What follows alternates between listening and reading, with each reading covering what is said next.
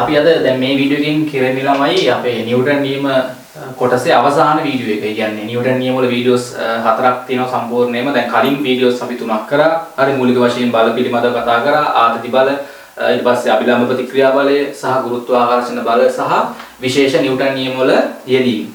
ඊට පස්සේ ඝර්ෂණ බලය කතා කරා අන්තිම වීඩියෝ එකේනේ.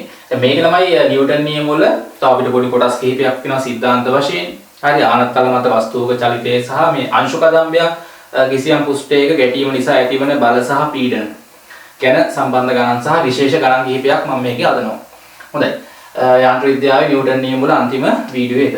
ඊට පස්සේ අපි ඊළඟ වීඩියෝ එකේ තමයි රේඛීය ගම්‍යතාවය සහ රේඛීය ගම්‍යතා සංසිඳනීම ගැන කතා කරන්නේ සම්පූර්ණ පැය 3ක වගේ වීඩියෝ එකකින් සම්පූර්ණ පොඩි කොටසක් තියෙන එක ගණන් එක්කම කම්ප්ලීට් කරන්න පුළුවන්.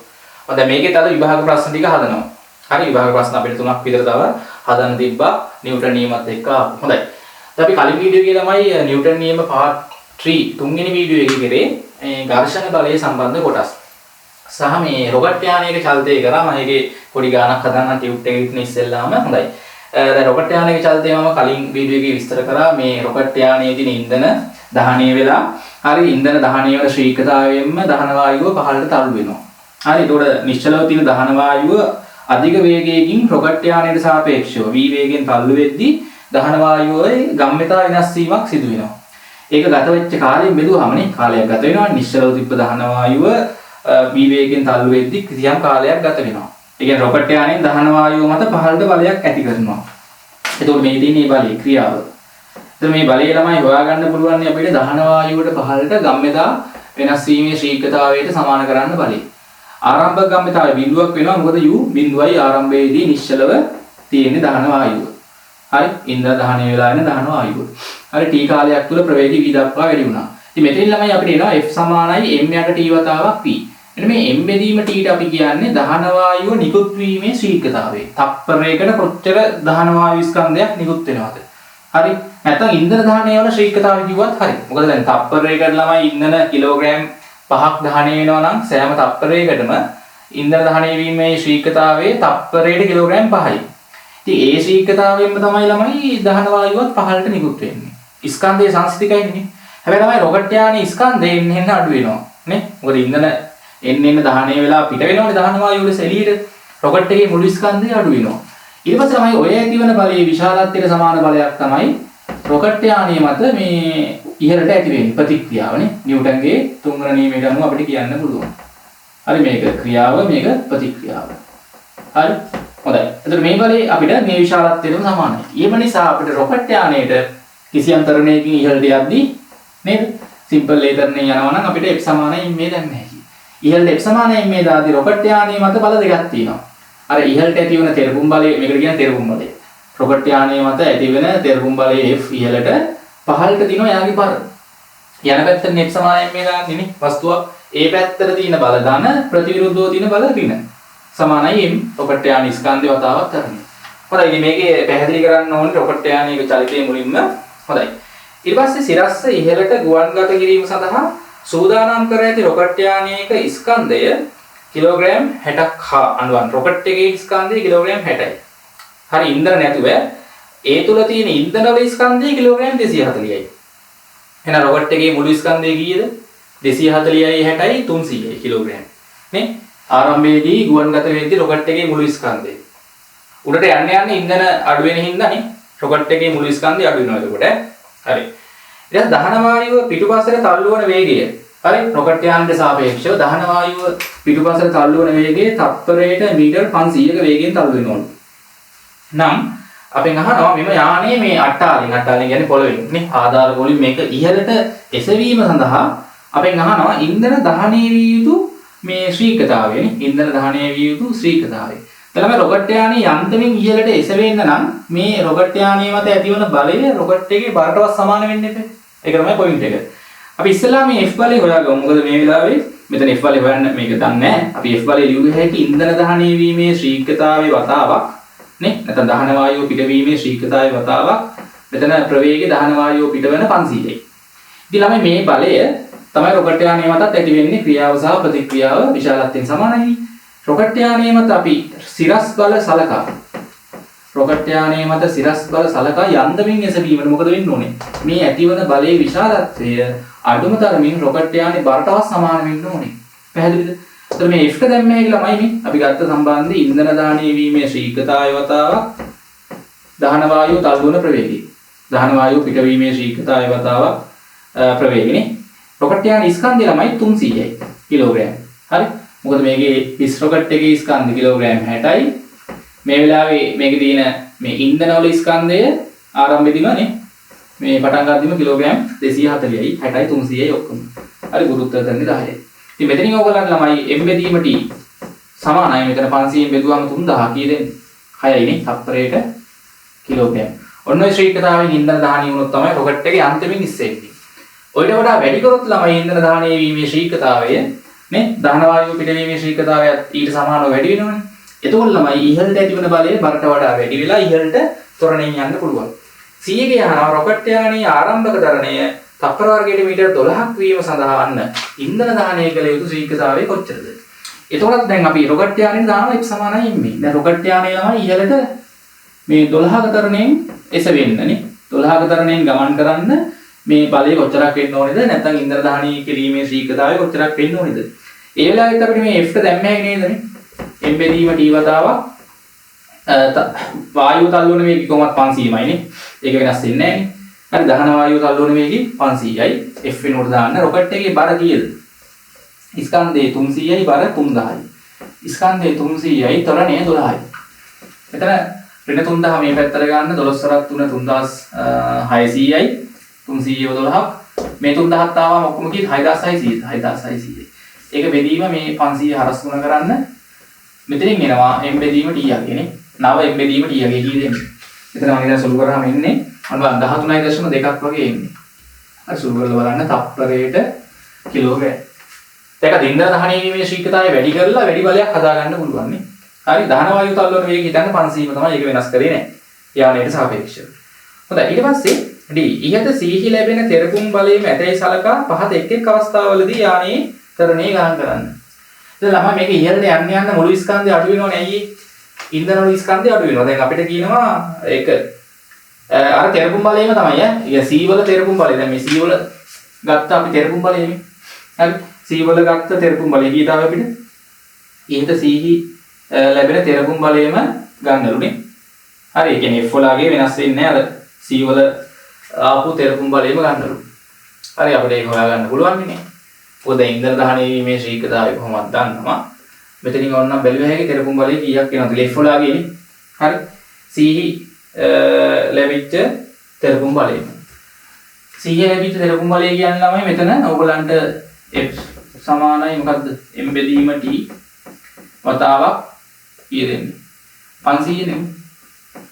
එතන මෙතන අපි m බෙදීම t යගේ දන්නවනේ නේ 13.2යි 13.2යි මෙතන වතාවක් කීයද 500 ඔතනින් අපිට එනවා තෙරපුම් බලය කීයද හරි 13.2 ඒවා 500ක් මෙතන එන්නේ 6000 කීයද 6600 නේ ඔව් 6600ක් එන්නේ නිව්ටන් ඔන්න ඔය තෙරපුම් බලයම තීනවා කියලා අරගෙන අපෙන් අහනවා ඉන්ධන 4න් එකක් දහනය වූ විට. ඒතකොට ළමයි ඉන්ධන වල ස්කන්ධය දැන් ආරම්භයේදී කිලෝග්‍රෑම් 240ක් තිබ්බා. දැන් ඕකෙන් 4න් එකක් ඉවරයි. 240 4ට බෙදුවොත් කීයද? 60යි නේ. ඒ කියන්නේ ඉන්ධන කිලෝග්‍රෑම් 60ක් ඉවරයි. තව කොච්චරක් තියෙනවද? 60ක් ඉවරයි දැන් ඈ. තව තියෙනවා කොච්චරද? 180ක් තියෙනවා මේකේ තෙල්. ඊට අමතරව රොකට් එකේ හිස් ස්කන්ධෙත් 60යි නේ. එතකොට දැන් රොකට් එකේ මුළු ස්කන්ධය ළමයි 240 කිලෝග්‍රෑම් 60ක් අඩු වුණා. දැන් නැවතත් අපිට F සමානයි m දැම්ම හැකියි. අර රොකට් යානයේ ඉහළට F සමානයි m දාන්න. එතකොට ඉහළට ඇති වෙච්ච අර F බලය කීමද? හරි F බලය ඍණ රොකට් එකේ නව බර. මොකද නව ස්කන්ධය ගන්න ඕනේ තරණේ හොයන්න. මෙතන F කියන්නේ 6600 නේ. 6600 ඍණ රොකට් එකේ නව බර ළමයි. එතකොට 3000 නෙමෙයි 2400. ඇයි ස්කන්ධය 240 නේ දෙන්නේ. ඉන්ධන කිලෝග්‍රෑම් 60ක් දහනය වෙලා ඉවරයි.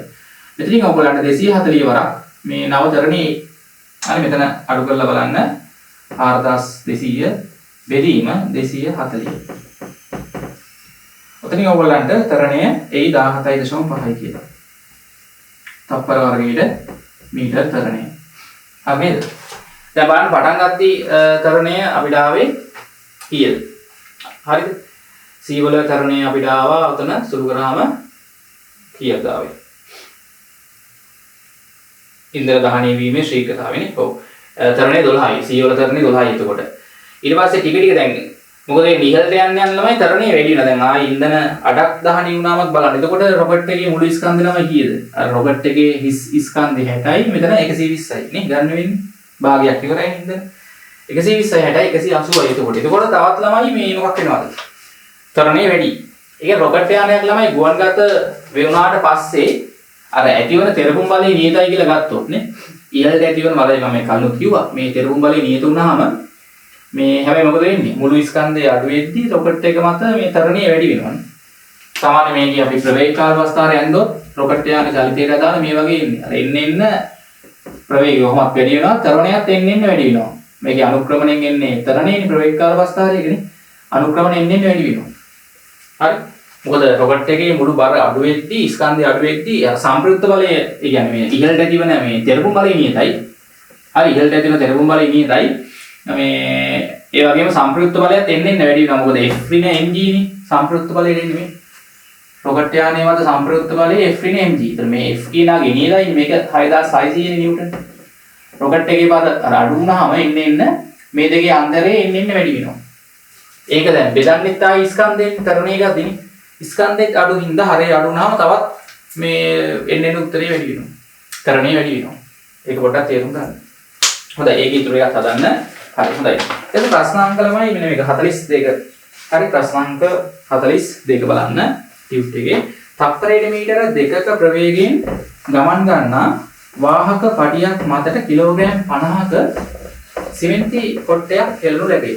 තප්පර 2ක කාලයකදී එය පටියේ වේගය අයත් කරගන්න. දැන් මේ වගේ ඔයගොල්ලෝ දැකලාදී අර කර්මාන්ත ශාලාවල ළමයි සිමෙන්ති හරි මොනවා හරි භාණ්ඩ එක තැනක හදන ඒවා තව තැනකට යවද්දී මේ වගේ පටි වාහක පටි පාවිච්චි කරනවානේ. හරි මේව සාමාන්‍ය අර කප්පි පුලි වගේ පාවිච්චි කරලා නේ පුලි මත ඔය වගේ පටියක් තියෙන්නේ. පුලිය මෝටරයකින් කරකවනවා. හරි එතකොට මේ වාහක පටිය චලනය වෙනවානේ. හරි ඔය වගේ ඔයගොල්ලෝ දැකලා ඇති. හරි එක එක පුලි කිහිපයක් තියෙන්නත් පුළුවන්. මොන දෙකක් විතරක් අනිත් නම් මේක මෝටරයකින් තමයි කරකවන්නේ. එතකොට මේ වාහක පටිය ළමයි තප්පරයට මීටර 2කින් තමයි යමින් තිබ්බිනේ. ඔහොම යන වාහක පටිය මතට අර මෙන්න මේ සිමෙන්ති කොට්ටේ කිලෝග්‍රෑම් 50ක ස්කන්ධය අතරිනවා සීරුවෙන්. ඒ කියන්නේ නිශ්චලතාවයෙන් තමයි අතරින්නේ. සාමාන්‍ය දැන් යන පටියක් මතට මොකක් හරි අතහැරියාම ළමයි ටිකක් ස්ලෝ වෙනවනේ. ප්‍රවේගයට අග්ගාලා නිකන් ශනිකව බිඳුවක් වගේ එනවා. යන පටිය මතට වස්තුවක් අතහැරිය ගමන්නේ. ඊට පස්සේ ටික ටික මෙයාගේ ප්‍රවේගය වැඩි වෙලා හරි තප්පර මේ උතන තප්පර දෙකක් කියද්දිනේ තප්පර දෙකක් කියද්දි ළමයි මොකක් වුණාද? තප්පර දෙකක් කියද්දි මේ සිමෙන්ති කොට්ටය මේ t සමානයි බිඳුවනේ නේ. පටිය මතට හෙළන මොහොත සිමෙන්ති කොට්ටය මේ තප්පර දෙකක් කියද්දි හරි ගානේ කියනවා සිමෙන්ති කොට්ටේ ප්‍රවේගයේ වාහක පටියේ ප්‍රවේගයව කියන්නේ තිබ්බාගේටම ආවලු. ඒ කියන්නේ තප්පරයට මීටර දෙකක් වුණානේ. ඇත්තට මෙන්නම දැන් සිමෙන්ති කොට්ටයයි වාහක පටියයි එකට තමයි චලනය වෙන්නේ. මේක දාපු ගමන් ළමයි මේක ටිකක් ස්ලෝ වෙලා නිශ්චලතාවයට පත් වෙනවා ෂෙඩියුල්. පොඩි කාලයක් තුල වෙන්නේ. හරිද? අතහැරිය ගමන් පොඩක් ප්‍රවේගය අඩු වෙලා ස්ලෝ වෙලා නිකන් නිශ්චලතාවයට වගේ එනවා. ඇවිල්ලා ආයි ටික ටික ළමයි තරණය වෙලා මේ තප්පරයට මීටර දෙකටම එනවා. එතනින් පස්සේ ආයි මොකක් වෙන්නේ නැද්ද? ආයි ප්‍රවේගය වැඩි කරන්නේ නැහැ. වාහක පටියේ ප්‍රවේගය ඊට වඩා වැඩි වෙන්නේ නැහැ. හරි. එතකොට දැන් මෙතන ළමයි දැන් නිශ්චලතාවය ඉඳන් තප්පරයට මීටර 2 දක්වා තප්පර දෙකක් තුල ප්‍රවේගය වැඩි වෙද්දි ළමයි මේ සිමෙන්ති කොට්ටය නැත්නම් වාහක පටියේ ගමන් කරපු තරණය කොච්චරද කියලා බැලුවේ හැකිනේ. තරණය හොයන්න අපිට චලිත සමීකරණයක් දැම්ම හැකිනේ. හරි සිමෙන්ති කොට්ටේට හරි වාහක පටියට හරි v සමානයි u ධන ad දාලා තරණය හොයාගන්න පුළුවන්. අවසාන ප්‍රවේගය 2යි ආරම්භක ප්‍රවේගය නිශ්චලතාවයෙන් අතහැරී බිඳුවයි හරි තරණය a කාලයේ තප්පර 2යි. එතන 2ට 2 කැපුණාම 1යි කියලා එනවනේ. හරි ඔය තප්පර 2 තුල සිමෙන්ති කොට්ටේ ගිය තරණය 1යි. ඊට පස්සේ ආයි ඒකාකාර ප්‍රවේගයෙන් යන්නේ. හරි. දැන් ළමයි දැන් මෝටරයෙන් වගේ ඉන්නේ පටිය කරකවන්න අවශ්‍ය පටිය චලනය කරන්න අවශ්‍ය බලය දෙන්නේ මෝටරයෙන්. මෝටරයෙන් කරකවලා.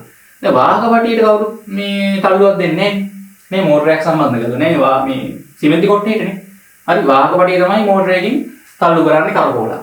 දැන් සිමෙන්ති කොට්ටේ ළමයි ඉස්සරහට තරණය වෙන්න බලයක් තියෙන්නේ නේ. නිව්ටන්ගේ දෙවන නියමයට මොමේ. දැන් අපිට පේනවා සිමෙන්ති කොට්ටය මුල් තප්පර දෙක තුල තරණය වෙලා තියෙනවා.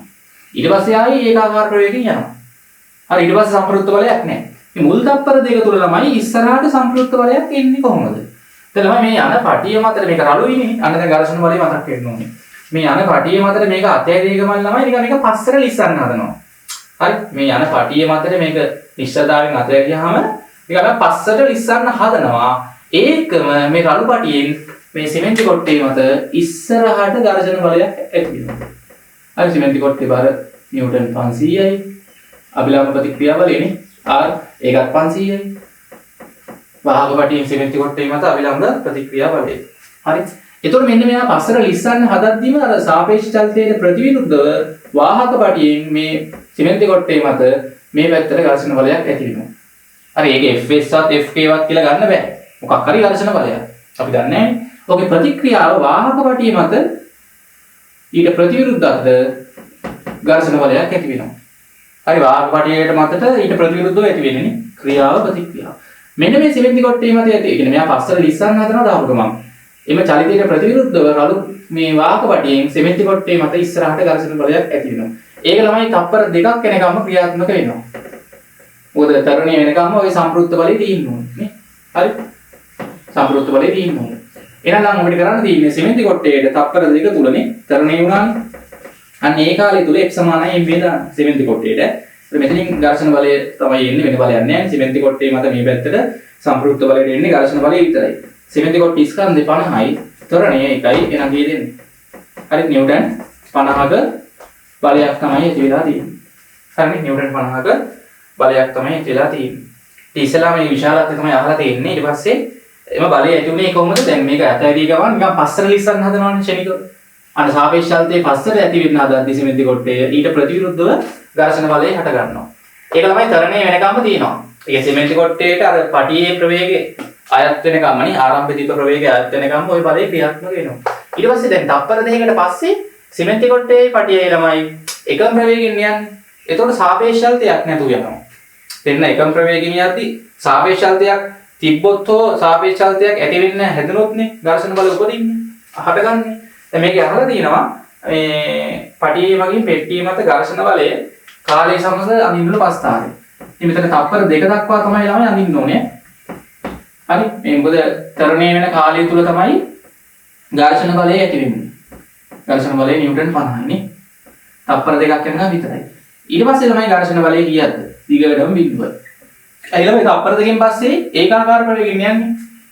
ඒකාකාර ප්‍රවේගයෙන් යන්න මේ සම්ප්‍රයුක්ත බලයක් තියෙන්න ඕනේ නෑනේ. ඔතනින් පස්සේ සම්ප්‍රයුක්ත බලයේ F0 තිබ්බොත් මේ පටියට කලින් පෙට්ටිය යනවානේ. ඒ කියන්නේ සිමෙන්ති කොට්ටේ යනවා. හරි මොකද තවත් ප්‍රවේගය වැඩි වෙනවනේ ඉතින් පස්සේ එහෙම වුණොත් එහෙම වෙන්නේ නෑනේ. අර පටියේ තප්පරයට මීටර 2කට ප්‍රවේගයට ආවට පස්සේ දෙන්නම ඔතනින් පස්සේ ඒකාකාර ප්‍රවේගයෙන් යන්නේ. ඉතින් පස්සේ මේ F0 බලය ෂණිකව නැතු වෙනවා. මොකද සාපේක්ෂ චලිතය නැතු වෙනවා. හරි තේරුණාද? ඔන්න ඔක පොඩ්ඩක් තේරුම් ගන්න. හරි ඉතින් ওই කාල සීමාව තුළ තමයි මේ පටිය මත වැඩි බලයක් මොකද දැන් මෝටරේ ටිකක් වැඩිපුර වැඩ කරන්න ඕනේ. කියන්නේ වැඩි මේ බලයක් දෙන්න වෙනවා. මොකද පටිය මත මේ ඊට ප්‍රතිවිරුද්ධව ඇති වුණානේ මේ නිව්ටන් 50 F0. ඒක මැඩපවත්තන්නත් මෝටරේ මේ කාර්ය කරන්න ඕනේ. බලයක් යොදන්න ඕනේ. හරි අන්නේ තප්පර දෙක තුල මෝටරේට වැඩි බලයක් දෙන්න වෙනවා නිව්ටන් 50ක නේ. හරි හොඳයි. අපි මෙතනින් පස්සේ බලමු තව වැදගත් ගණන් කිහිපයක්. බලමු මේකේ හොඳ ප්‍රශ්න කිහිපයක් තියෙනවා. හිතන ප්‍රශ්න ඝර්ෂණ බලත් එක්ක ආතති බල 47 වෙනි ගාන 47. රූපේ පරිදි m1 කිලෝග්‍රෑම් 2ක් සහ m2 කිලෝග්‍රෑම් 4ක්. මෙයා කිලෝග්‍රෑම් 2යි මෙයා කිලෝග්‍රෑම් 4යි නේ. හරි මේ විදිහට තියෙන්නේ. මෙයා මත මෙයා තියලා μ.4යි නේ. එම පුෂ්ඨ දෙක අතර ඝර්ෂණ සංගුණකේ. මෙන්න මේ පුෂ්ඨ දෙක අතර තමයි ළමයි ඝර්ෂණ දීලා තියෙන්නේ. ඒ කියන්නේ මෙතන තමයි රළු පුෂ්ඨ. හරි. මේ උඩ වස්තුව යට වස්තුව ස්පර්ශ වෙන පුෂ්ඨ දෙක රළුයි. ඒ පුෂ්ඨ දෙක අතර ස්ථිතික ඝර්ෂණ සංගුණකයේ 0.4යි ගතික ඝර්ෂණ සංගුණකයේ 0.2යි. වේ m1 m2 මත ලිස්සා නොයයි නම්ද m2 පුෂ්ඨයේ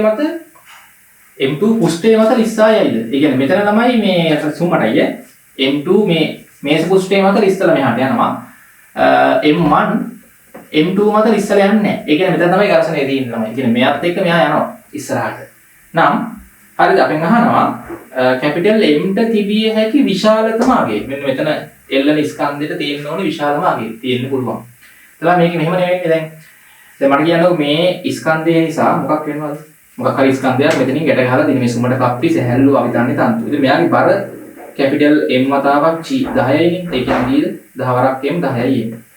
මේ පැත්තට මෙන්න මේ බලයෙන් ළමයි පහළට අදිනවනේ. අදිත් ළමයි මේ තන්තුව ඇදිලා තන්තුවේ මෙයා මත ඇති වෙනවා ඉහළට ආදති බලයක් T. තන්තුව ඇදීම නිසා මේ ආදති බලය හරි කප්පිය මතත් ඇති වෙනවා T. මේ පැත්තෙනුත් වෙනවා T එක කප්පිය මත මෙහෙනුත් T මෙහෙනුත් T. හරි එතන මෙතනින් ළමයි මේ M1 මත මේ පැත්තට එනවා T එකනේ. හරි M2 නේ. මෙයා M2 නේ කිලෝග්‍රෑම් 4 මත. මෙන්න මේ ආදති බලය නිසා මෙයා මෙහාට තල්ලු වෙන්න ගන්නවා. මෙතන සුමටයි ඈ. හරි මෙතන සුමටයි. මෙතන ඝර්ෂණ බල නැහැ. මෙයා මෙහාට තල්ලු වෙද්දි ළමයි දැන් මෙයා මත මෙයා තියෙද්දි මොකද වෙන්නේ? මෙයා මෙහාට යද්දී හරිද? මෙතන රළු කුෂ්ඨනේ තියෙන්නේ. එතකොට උඩ වස්තුවෙන් මේ යට වස්තුව මත ළමයි පිටිපස්සට තමයි ඝර්ෂණ බලය හටගන්නේ. හරි? උඩ වස්තුවෙන් මොකද මෙයා යන්න හදන්නේ මෙහාටනේ. මේ උඩ රළු කුෂ්ඨයෙන් යට මේ රළු කුෂ්ඨය මත මේ පැත්තට ඝර්ෂණ බලයක් හට ගන්නවා F0. හරි. ඔහුගේ ප්‍රතික්‍රියාව මෙයාගෙන් මෙයා මත ඝර්ෂණ බලයක් හට ගන්නවා ඉස්සරහට. මේ තියෙන්නේ කිලෝග්‍රෑම් 2 මත ඝර්ෂණ බලය, මේ තියෙන්නේ කිලෝග්‍රෑම් 4 මත ඝර්ෂණ බලය. මෙතන ඊට අමතරව මෙයාගේ බර හරි නිව්ටන් 20යි. හරි මෙතනින් ඇති වෙන අභිලම්බ ප්‍රතික්‍රියා බලයනේ R1 කීයද? නිව්ටන් 20යි නේ. ඔව්. ඔහුගේ ප්‍රතික්‍රියාව මෙයා මත R1 ඒත් නිව්ටන් 20යි. මෙයාගේ බර නිව්ටන් කීයද? 40යි. මෙතනින් එන අභිලම්බ ප්‍රතික්‍රියා බලය R2 ඒකෙන් තමයි මෙයාගේ බරයි දෙකම. ඒ කියන්නේ නිව්ටන් කීයද? 40යි 20යි 60යි. ඔන්න බල ටික ඔක්කොම ලකුණු කරා. මෙතන ඝර්ෂණ බල නැහැ සුමටයි ඈ. මෙතන තමයි රළු. හරි මෙතන තමයි රළු පුෂ්ඨ තියෙන්නේ. මේ ස්පර්ශ වෙන පුෂ්ඨ රළුයි. එතනමයි මේ බලය නිසා තන්තුව පහළට ඇදෙනවනේ. මෙයා පහළට යන්න ගන්නවනේ. හරි ඒක නිසා මෙයා මෙහාට යන්න ගන්නවා. හරි. ඒත් මෙයා කිසියම් ඊටම මෙහාට යන්න ගද්දී මෙයාත් මෙහාට යන්න ගන්නවා. මෙයා මෙහාට යන්න ගද්දී මේ රළු කුෂ්ඨයෙන් උඩ රළු කුෂ්ඨයෙන් එයාගේ චලිතයට ප්‍රතිවිරුද්ධවනේ. සාපේක්ෂාල්තිය ඇති වෙන පැත්තට ප්‍රතිවිරුද්ධව මෙයා මත මෙහාට ඝර්ෂණයක් හට ගන්නවා. ඒකේ ප්‍රතික්‍රියාව වශයෙන් මෙයා මත ඉස්සරහට ඝර්ෂණයක් හට ගන්නවා. නැත්නම් මෙහෙම හිතන්නත් පුළුවන්. දැන් මෙයා ළමයි ඉස්සරහට යන්න හදද්දී හරිද? නිකන් මෙයා පස්සට ලිස්සනවා වගේ වැඩක් නෙවෙයි. මෙයා ඉස්සරහට යන්න හදද්දී නිකන් මෙයා නිකන් පස්සට ලිස්සන්න හදනවා. මෙයාත් එක්ක යන්න හදනවා. යන්න හදන්නේ ඝර්ෂණ බලයෙන් හින්දා. මෙතන සුමට තිබ්බනම් ළමයි මොකද වෙන්නේ? තමයි මෙතන සුමට වුණාම එහෙම වෙන්නේ මෙයාට ඉස්සරහට යන්න බෑ මෙයාත් එක්ක. නිකන් මෙයා මත මෙයා ලිස්සගෙන යනවා. ගිහිල්ලා මෙයා පහළට වැටෙනවා. මේ කෙලවර මෙතනින් ගියාට පස්සේනේ මෙයා පහළට වැටෙනවා. ඉස්සරහට පොඩ්ඩක්වත් යන්නේ නැහැ. අර ඉස්සරහට යන්න අවශ්‍ය බලය හදාගන්නේ ඝර්ෂණේ.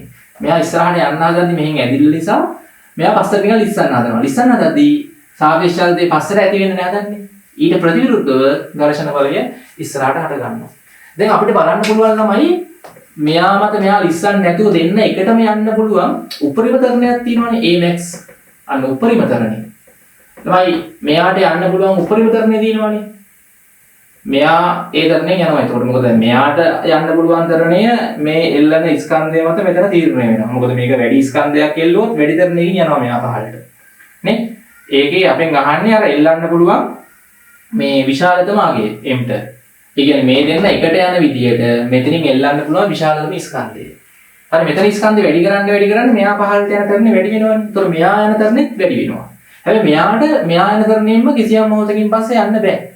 අපි දැන් මේ ගන්න හදන්නේ මෙයාට යන්න පුළුවන් උපරිම තරණය. මොකද මෙයාව තල්ලු කරන්න අවශ්‍ය බලය දෙන්නේ ළමයි මේ ඝර්ෂණ බලයනේ. මේ ඝර්ෂණ බලයට එන්න පුළුවන් උපරිම අගය මොකක්ද? මෙන්න මේ ඝර්ෂණ බලයට එන්න පුළුවන් උපරිම අගය Fs නේ. එහෙනම් දැන් ඔයගොල්ලන්ට වෙනවා මේ පුෂ්ඨ දෙක අතර Fs ඒ කියන්නේ සීමාකාරී ස්ථිතික ඝර්ෂණ බලය හොයාගන්න. Fs සමානයි μs ආදාලා හොයන්න පුළුවන්. ඊට මේ පුෂ්ඨ දෙක අතර ඇති වෙන උපරිම ඝර්ෂණ බලය Fs නේ. μs 0.4යි r කීයද? R ගත්තොත් අපිට එන්නේ මෙතන අභිලම්බ ප්‍රතික්‍රියා බලය 20යි. මෙතනින් එනවා නිව්ටන් 8යි කියලා 0.4 වරක් 20. මොකද ඊට වඩා ළමයි මේ ඝර්ෂණ බලය වැඩි වෙන්නේ නැහැ. එහෙනම් මෙයාට යන්න පුළුවන් උපරිම තරණය දැන් අත හැකි දාන්න m කිලෝග්‍රෑම් දෙකේ ස්කන්ධෙට හරි කිලෝග්‍රෑම් දෙකට f සමානයි m දාලා උපරිම තරණය හෙව්වේ හැකි නිව්ටන් 8නේ දින්නේ යාමත් මේ පැත්තටනේ. වෙන බල නැහැනේ. මේ ඝර්ෂණ බලය නිව්ටන් 8 ස්කන්ධයේ දෙවරක් තරණය a. එහෙනම් කී දෙන්නේ? ඈ තරණය Amax නැත්නම් A මෙතන ඉන්නේ 4ක් නේ. හරි. તો මෙතන තරණය 4ක් තමයි එන්නේ. කියන්නේ මෙයාට ළමයි යන්න පුළුවන් උපරිම තරණය ඔය එන්නේ. ඔයිට වඩා හයියෙන් යන්න බෑ. ඒතර මෙයාත් ඔය තරණයෙන් ගියොත් දෙන්නම එකට යනවා. ඔයිට වඩා අඩු තරණයෙන් ගියොත් දෙන්නම එකට යනවා. තේරෙනවද? ඒ කියන්නේ මේ තරණයට වඩා අඩු තරණයෙන් ගියොත් මේ ඝර්ෂණ බලය නිව්ටන් 8ට වඩා අඩු වගේක් එන්නේ. Fs ට වඩා ඝර්ෂණ බලය අඩු වෙන්න පුළුවන් මතක පස්සාරනේ. හරි ඝර්ෂණ බලය Fs ට වඩා අඩු වෙන්න පුළුවන්. ඊට වඩා වැඩි වෙන්න බෑනේ නේ. හරි අර චලනය වෙන්න කියන්නේ අර ලිස්සන්න ඔන්න වෙන්න අවස්ථාවේ තමයි මෙයා දැන් ඉන්නේ හැබැයි. ඒ කියන්නේ මෙයා ඉස්සරහට යද්දී මෙයා නිකන් ලිස්සන්න ඔන්න වෙන්න අවස්ථාවේ ඉන්නේ පස්සට. මොකද උපරිම ඝර්ෂණ බලය කියලා තියෙන්නේ Fs. ඊට වඩා අඩු ඝර්ෂණ බලයක් තියෙන්නත් පුළුවන්. නිව්ටන් 5ක් 4ක්. හැබැයි අපෙන් අහන්නේ ළමයි මෙයයි නොලිස්සා මෙයා මත නොලිස්සා හරිද මේක යන විදියට මෙහෙන් එල්ලන්න පුළුවන් උපරිමකේ. එහෙම කියන හින්දා අපි අර උපරිම මේ ලිසන් ඔන්න වෙන්න අවස්ථාවක් තමයි හදන්න ඕනේ එතකොට. ඊට වඩා අඩු ස්කන්ධයක් යට ගැහුවොත් ඊට වඩා අඩු තරණයකින් යන්නේ දෙන්නම. හරි? මෙන්න මේ තරණයෙන් යද්දි තමයි මෙයා පිළිපස්සට නිකන් ලිසන් ඔන්න වෙන්න අවස්ථාවේ ඉන්නේ. ඒ අවස්ථාවට දාලා ගන්න හදුණා හරි. පැහැදිලිද? එතකොට දැන් මෙතන මේ තරණය 4යි. ඒතර මෙයාත් ඒ තරණයෙන් යනවා කියලා නම් දැන් කරන්න තියෙන්නේ හරි මේ පද්ධතියට x සමානයි මේ දාන්න තියෙන්නේ. එහෙනම් තරණේ කීයද? මෙයාත් යන තරණේ 4යි. හරි මෙයාත් පහළට යන තරණේ 4යි. හරි දැන් ඉතින් කරන්න තියෙන්නේ f සමානයි m දාන්න තියෙන්නේ. මෙයාට විතරක් f සමානයි m දාන්නත් පුළුවන්. හරි. ඒ කියන්නේ කිලෝග්‍රෑම් කීයටද? කිලෝග්‍රෑම් 4නේ. දැන් 4යි kg මේ පැත්තට f සමානයි m දැම්ම කොට බලා ගන්න. එයා මත ඒ පැත්තට තියෙන බල දාන්න. මොනවද තියෙන්නේ එයා මත බලය ඒ පැත්තට? ආහති බලය තියෙනවා. තන්ත්‍රයෙන් මෙහාට ඇතින බලය තියෙනවා. ඊට ප්‍රතිවිරුද්ධව තමයි මේ මොකක්ද තියෙනවද? ඝර්ෂණ බලය F නෝට් තියෙනවා. අපි ඒක දන්නවා දැන් අගේ නිව්ටන් 8යි නේ. F නෝට් කියන්නේ Fs කියලා ගන්න. හරි F නෝට්. හරි ඒක ටික වැදගත්. ඊට පස්සේ වෙන බල නැහැ මේ පැත්තට නේ. ලම්බක බල වලින් ළමයි බලපෑමක් ඇති වෙන්නේ නැහැ. හරි ලම්බක බල වලින් බලපෑමක් ඇති වෙන්නේ නැහැ. ස්කන්ධය යාගේ කීයද? එතන F නෝට් සමානයි ස්කන්ධ මෙයාගේ කිලෝග්‍රෑම් 4යි තරණේ කීලා 4යි තරණේ 4යි. අර මෙයාට යන්න පුළුවන් උපරිම තරණේ තමයි 4 ළමයි ඉස්සරහට. ඊට වඩා මෙයාට තරණේ යන්න බෑ මොකද මේ ඝර්ෂණ බලය ඊට වඩා වැඩි වෙන්නේ නැහැ නිව්ටන් 8නේ උපරිම ඝර්ෂණ බලය Fs. ඊට වඩා මේ පෘෂ්ඨ දෙක අතර ඝර්ෂණ බලය වැඩි වෙන්නේ නැහැ. මේ උපරිම බලය යටතේ මෙයාට යන්න පුළුවන් උපරිම තරණේ 4 නම් මෙයත් ඒ තරණයෙන් මේ ගියොත් දෙන්න ෂේප් එකේ එකට යනවා. මෙයා පහක වගේ තරණයෙන් යන්න ගියොත් මෙතන ඉල්ල බීස්කාන්ත තවත් වැඩි කරොත් මොකද වෙන්නේ? මෙයා පහකින් යන්න ගියොත් මෙයාට යන්න බෑ පහින්. අන්න එතකොට ළමයි මොකද මෙයාට පහකින් යන්න ළමයි දෙවරක් මේ පහ නිව්ටන් 10ක බලයක් ඕන ඉස්සරහට. 10ක් හදාගන්න බෑනේ. කවුරුත් අල්ලු කරන්නේ නැහැ නේද? අර නිව්ටන් 8ෙන් හැදෙන්නේ උපරිම බලය ඊට වඩා වැඩි වෙන්නේ නැහැ. ඊට වඩා අඩු වෙන්න පුළුවන්. හරි මෙහෙන් පොඩි ස්කන්ධයක් එල්ලුවොත් පොඩි තරණයකින් යන්නේ. දැන් 3ක වගේ තරණයෙන් ගියොත් මෙයාව අරන් යන්න අවශ්‍ය බලය දෙවරක් ස්කන්ධ දෙවරක් 3 මේ ගුණිතනේ. හරි දෙවරක් 3 6යි. නිව්ටන් 6ක් තිබ්බනම් ඇති. මේ ඝර්ෂණ බලය අඩු ඝර්ෂණ බලයක් ආව නම් ඇති. ඉතින් මෙතන මෙයාට x සමානයි මේ දැන් මම මෙතනින් එනවා t රින නිව්ටන් 8යි කියලා දෙන්න. 16යි දිනකට මෙහාට ගන්න 8යි 16යි නිව්ටන් 24යි තන්තුවේ. දැන් ආයෙ ඔය තරණේ මෙයාත් පහළට යන හින්දා මෙයාට දාන්න x සමානයි m. හරි කැපිටල් m ට පහළට f සමානයි m දාලා හරි පහළට තියෙන බලයේ m වතාවක් c නේ ඒ කියන්නේ 10යි m. හරි m වතාවක් c. ඉහළට තියෙනවා t නේ t සමානයි m වතාවක් තරණය 4යි. එතන 10යි m 10 කියන්නේ මේ c වලගේ දාලා තියෙන්නේ ඍණ t අපිට ආව 24යි. සමානයි මෙතන 4යි m. ඍණ 24 එහා පැත්තේදී ධන 24යි. හරි ඊට පස්සේ මෙතන ඕගොල්ලන්ට හරි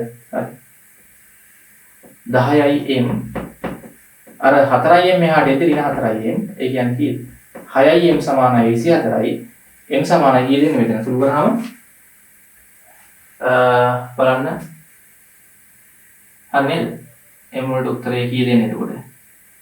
10m ආතති බලය අපිට ආවේ ඍණ 24යි නේ. ඍණ 24 මෙහාට ගියා තමයි 24යි. උතනින් බලන්න ටිකක් සුළු කරලා හරි. වැරදුවක් නෑ නේද? හොඳයි. ඊට පස්සේ දැන් ඔය ටික තමයි එතන අහලා තියෙන්නේ ළමයි. m වලගේ. හරි උතනින් සුළු කරලා ගන්න. ඊට බලන්න එතන උත්තරේ හැම ආවීමක් වෙනව නේද? හරි මෙතන 6m සමානයි 24යි. 6m දුවාම 24 4ක් කියලා එන්නේ නේ. හරි 4ක් කියලා එන්නේ. හරිනේ මෙතන ගැටලුවක් උන්නේ නැහැ. තරණය ආවේ 8යි. හරි උඩ එක්කෙනාගේ ස්කන්ධ දෙකයි කිලෝග්‍රෑම් නේ. Fs සමානයි හරි මෙතන ස්ථිති ඝර්ෂණ සංගුණක 0.4යි තිබ්බනේ. හරි 0.4 වරක් අභිලම්බ ප්‍රතික්‍රියා බලය 20යි. නිව්ටන් 8යි. හරි නේද? හොඳයි. එතකොට හරි. ඒ ටික තමයි මේක අහලා තියෙන්නේ. හොඳයි අපි ඊළඟ ගානට එමු. හරි 48 වෙනි ගානෙත් ළමයි ওই විදිහටම තමයි තියෙන්නේ. ඒකෙත් හැබැයි මෙන්න මෙහෙම දෙයක් තියෙනවා. 48 වෙනි ගානේ දැන් ඒක තමයි මෙතන සිරස් පිත්තියකට කප්පියක් සම්බන්ධ කරලා තියෙනවා. ඊට පස්සේ මෙතන තිරස් මේ පුස්ටේ මතත් කප්පියක් සම්බන්ධ කරලා තියෙනවා කොනේ. එතකොට දැන් මෙතන කිලෝග්‍රෑම් 2 ස්කන්ධය මේක කිලෝග්‍රෑම් 3 මේ ප්‍රශ්නාංක 48. 48 ඒවත් තමයි හොඳ හිතන ප්‍රශ්න. හරි. හොඳ හිතන ප්‍රශ්න තියෙන්නේ හරි. පෙරලුවක් නැහැ. හොඳයි. එතන මෙතන දැන් කිලෝග්‍රෑම් 10 ස්කන්ධ තමයි මෙහෙන් ගැට ගහලා තියෙනවා. බලටි ලකුණු කරලා යමු. මේකේ තමයි දැන් රළු පුස්ටේ තියෙන්නේ කොතනද? මෙතන තමයි රළු මේක තමයි රළු පුස්ට දෙක. මෙතන අපිට දීලා තියෙන්නේ තමයි එතන මොකද්ද? ගතික ඝර්ෂණ සංගුණක තමයි දීලා තියෙන්නේ. මේ මෙතන මේ රළු. මේක සුමටයි. හරි මෙහෙ සුමටයි. මෙන්න මේ වස්තු දෙක අතර තමයි රළු. මෙතන ඝර්ෂණ සංගුණක ළමයි අපිට දීලා තියෙන μk ඒ දීලා තියෙන්නේ. චලනය වෙනවා නම් දීලා තියෙන්නේ එක පුස්ටයක් මත අර චලනය වෙනවා නම් ගතික ඝර්ෂණ සංගුණක තමයි දෙන්නේ. හරි μk. එතනින් ඕගොල්ලන්ට ගද්දි හරි බලන්න මෙතන දැන් අපි ගත්තොත් ආතති බල ලකුණු කරොත් කොහොමද එන්නේ? දැන් මේ පද්ධතිය ළම දැන් මොකද එන්නේ? දැන් මෙයා පහළට යනවා නෙමෙයි. මෙයා පහළට යනවා. මොකද මෙයාගේ බර නිව්ටන් 100යි. ඊට ප්‍රතිවිරුද්ධව ආතති බලය අපි තන්තු දෙකක් තියෙන මේකේ T1 කියලා ගමු උඩට. කප්පිය මත පහළට T1. මේ පැත්තට T1 එකක් එනවා. මෙයා මත මේ පැත්තට T1 එනවා. මෙන්න මේ බලය නිසා මෙයා මෙහාට යන්න ගන්න ඕනේ. මෙයා මෙහාට යද්දී තන්තුවත් මේ පැත්තට යනවානේ. ඇදිලා. ඒතර මේ තන්තුවෙන් ළමයි ඝර්ෂණ බලය මේ පැත්තට හදන්නේ T2. මෙයා මත කප්පිය මත මේ පැත්තට T2. මේ පැත්තට කප්පිය මත මේ පැත්තට T2. හරි මේ තන්දුවේ මේ පැත්තෙන් මෙයා මත මේ පැත්තට T2. එතකොට වෙන්නේ ළමයි මෙයා මෙහාට එනවා. දැන් ඇත්තට වෙන්නේ මෙයා මෙහාට එන තරණයෙන්ම මෙයා මෙහාට යනවා. තේරුණාද? මෙයා මෙහාට එනවා. ඒ තරණයෙන්. මෙයා ඒ තරණයෙන්ම පහළට යනවා. ඔය වෙන්නේ. හරි. ඔය විදිහ තමයි මේ වස්තුන් චලිත වෙන්නේ. හරි. එතකොට මෙතනින් ඔයගොල්ලන්ට f සමානයි මේ දාලා අගයන් ගන්න තියෙන්නේ. හරි. f සමානයි මේ දාලා ගන්න තියෙන්නේ. හරි දැන් මෙයා පහළට යන තරණයෙන්ම මෙයා මෙහාට එනවා. හරි. එතකොට මෙයාත් මෙහාට එනවනේ මේ තන්තුව. ඒ තරණයෙන්ම මෙයා මෙහාට එද්දි මෙයාත් මේ තරණයෙන්ම මෙහාට එනවා. දැන් උතන ළමයි වෙන්නේ මෙයා මෙහාට යද්දි මෙයා මෙහාට යනවා. එතකොට මේ පුෂ්ඨ දෙක අතර සාපේක්ෂතාවයක් තියෙනවනේ. එතකොට ඇති වෙන්නේ ගතික ඝර්ෂණ බලය. දැන් මෙයා රළු පුෂ්ඨය දිගේ මෙහාට එද්දි එයාගේ චලිතයට ප්‍රතිවිරුද්ධව මෙන්න මේ පැත්තට Fk ඇති වෙන්නේ. මෙහාට එද්දි. මෙයා මෙහාට යද්දි මෙයාගෙන් ඊට ප්‍රතිවිරුද්ධව මේ පැත්තට තමයි ගතික ඝර්ෂණ බලය එන්නේ. පැහැදිලිද? ක්‍රියාව සහ ප්‍රතික්‍රියාව. එතන මෙයාගේ බර ළමයි නිව්ටන් 20යි අභිලම්බ ප්‍රතික්‍රියා බලය R 20යි නේ. හරි මෙයාගේ බර නිව්ටන් 30යි. මෙතන අභිලම්බ ප්‍රතික්‍රියා බලය R2 කියලා ගත්තොත් නිව්ටන් 30යි. මේ එන R එකක් දෙනවන්නේ. හරි මේ R එක 20යි නේ. හරි 20යි. ඔයගොල්ලෝ චුට්ටක් බලන්න හරියට 20යි 30යි 50යි. බල ටික ලකුණු කරගන්න අභිලම්බ ප්‍රතික්‍රියා අර ඝර්ෂණ බල. හරි දැන් ඉතින් F සමානයි මේ දාන්න තියෙන්නේ. එතකොට මෙයාට පහළට F සමානයි මේ දැන් මෙහෙයි. හරි 10යි kg පහළට F සමානයි මේ දැන් මෙහෙයි. එයා යන්නේ පහළට බල ධන 100 ඉහළට තියෙනවා T1. ස්කන්ධ 10යි මේක අංක 1. මෙයාට මේ පැත්තට 3යි kg කියන්නේ එමතරණියෙන්ම දකුණටනේ. එයාට මේ පැත්තට F සමානයි මේ දාන්න. ඒ පැත්තට තියෙන බල ධනනේ T1. ඊට ප්‍රතිවිරුද්ධව තමයි T2 තියෙනවා මේ Fk තියෙනවා. හරි T2 ඍණ Fk සමානයි 3 වරක් A. දැන් ළමයි උතන ගතික ඝර්ෂණ බලය හෙව්වේ කොහොමද? එතන අපි දන්නවනේ ගතික ඝර්ෂණ සම්පූර්ණ Fk සමානයි μk ආදාන. හරි μk දශම අපිට 3යි R 20යි නේ. කිලෝග්‍රෑම් දෙකයි පොඩ්ඩක් බලන්න අගයන් දාති හරිද කියලා. හරි සුළු කරන්ති. හරි. එතන මෙතන එන්නේ නිව්ටන් 6යි. Fk දශම 3 වරක් 20 මෙතන එන්නේ 6යි. එතන Fk වලගේ මෙතන හරි Fk වලගේ 6යි කියලා හොයාගත්තට පස්සේ ඔයගොල්ලන්ට T1 ඍණ T2 ඍණ 6යි සමානයි 3 වරක් A. මේක අංක 2. දැන් උඩ වස්තුව මෙහාට යන්නේ කියන්නේ කිලෝග්‍රෑම් 2යි kg නේ. එයාට හැමතිස්සෙම යන පැත්තෙන් F සමානයි මේ දාන්නේ. එයාට මේ පැත්තට F සමානයි මේ දැම්මොත් A පැත්තට තියෙන බලය T2. ඊට ප්‍රතිවිරුද්ධව ළමයි තියෙනවා මොකද්ද? ගතික ඝර්ෂණ බලය Fk. මේ මෙහාට බලය T2 මෙහාට බලය ඍණ හින්දා Fk දාන්න ඕනේ. පිටිපස්සටනේ. හරි මෙයා මෙහාට යද්දි මෙහාට තිබ්බ බල ධන මෙහාට තිබ්බ Fk T2. ඒක පොඩ්ඩක් තේරෙන්න ඕනේ. හරි. ඔතනින් එනවා ස්කන්ධයාගේ දේවරක් තරණේ. මෙතනත් ඔයගොල්ලෝ Fk වලගේ නිව්ටන් ගතික ඝර්ෂණ බලය 6යි නේ. සමානයි 2යි. මේක අංක 3. දැන් ඔගන්නා පද ළමයි T1 A T2 නේ දන්නේ නැත්තේ. සමීකරණ තුනක් තියෙනවානේ. ওই තුන විසදලා ඔයගොල්ලන්ට මේකේ අගයන් ගන්න පුළුවන්. පැහැදිලිද? හොඳයි. අපි ඊළඟ ප්‍රශ්නේ ඊළඟ ගණන් වලට එමු. සහ වැදගත් කොටස් එක්ක. මෙතනින් පස්සේ අපි ළමයි බලමු මේ කප්පිත් එක්ක සම්බන්ධ ගණන් ඉතින් විශේෂ ගණන් කීපයක් තියෙනවා. ප්‍රශ්නාංක 63 බලන්න මුලින්ම M1 ග්‍රෑම් තියෙන්නේ ග්‍රෑම් 300යි M2 ග්‍රෑම් 500 මෙතනින් අපි ළමයි මේ දීලා තියෙන්නේ මෙහෙමයි. දැන් මෙයා මේ සුමට පුෂ්ඨයක් තියෙන මේක දර්ශන බලන්නේ මෙයා සුමටයි ඈ. සුමට පුෂ්ඨ සුමට කප්පි සැහැල්ලු තන්තු අපි දන්නේ. මෙයාව අදිනවා නිව්ටන 1.5ක බලයකින්. බලන්න මෙතන මෙන්න වැඩි. දැන් මේක පොඩ්ඩක් විශේෂ අවස්ථාවක්. දැන් මෙයාව මේ වගේ බලයකින් අදිනවා. මෙයා මෙහාට යන්න ගන්නවා. මෙයා මෙහාට යන තරණයක් තියෙනවනේ ළමයි. හරි.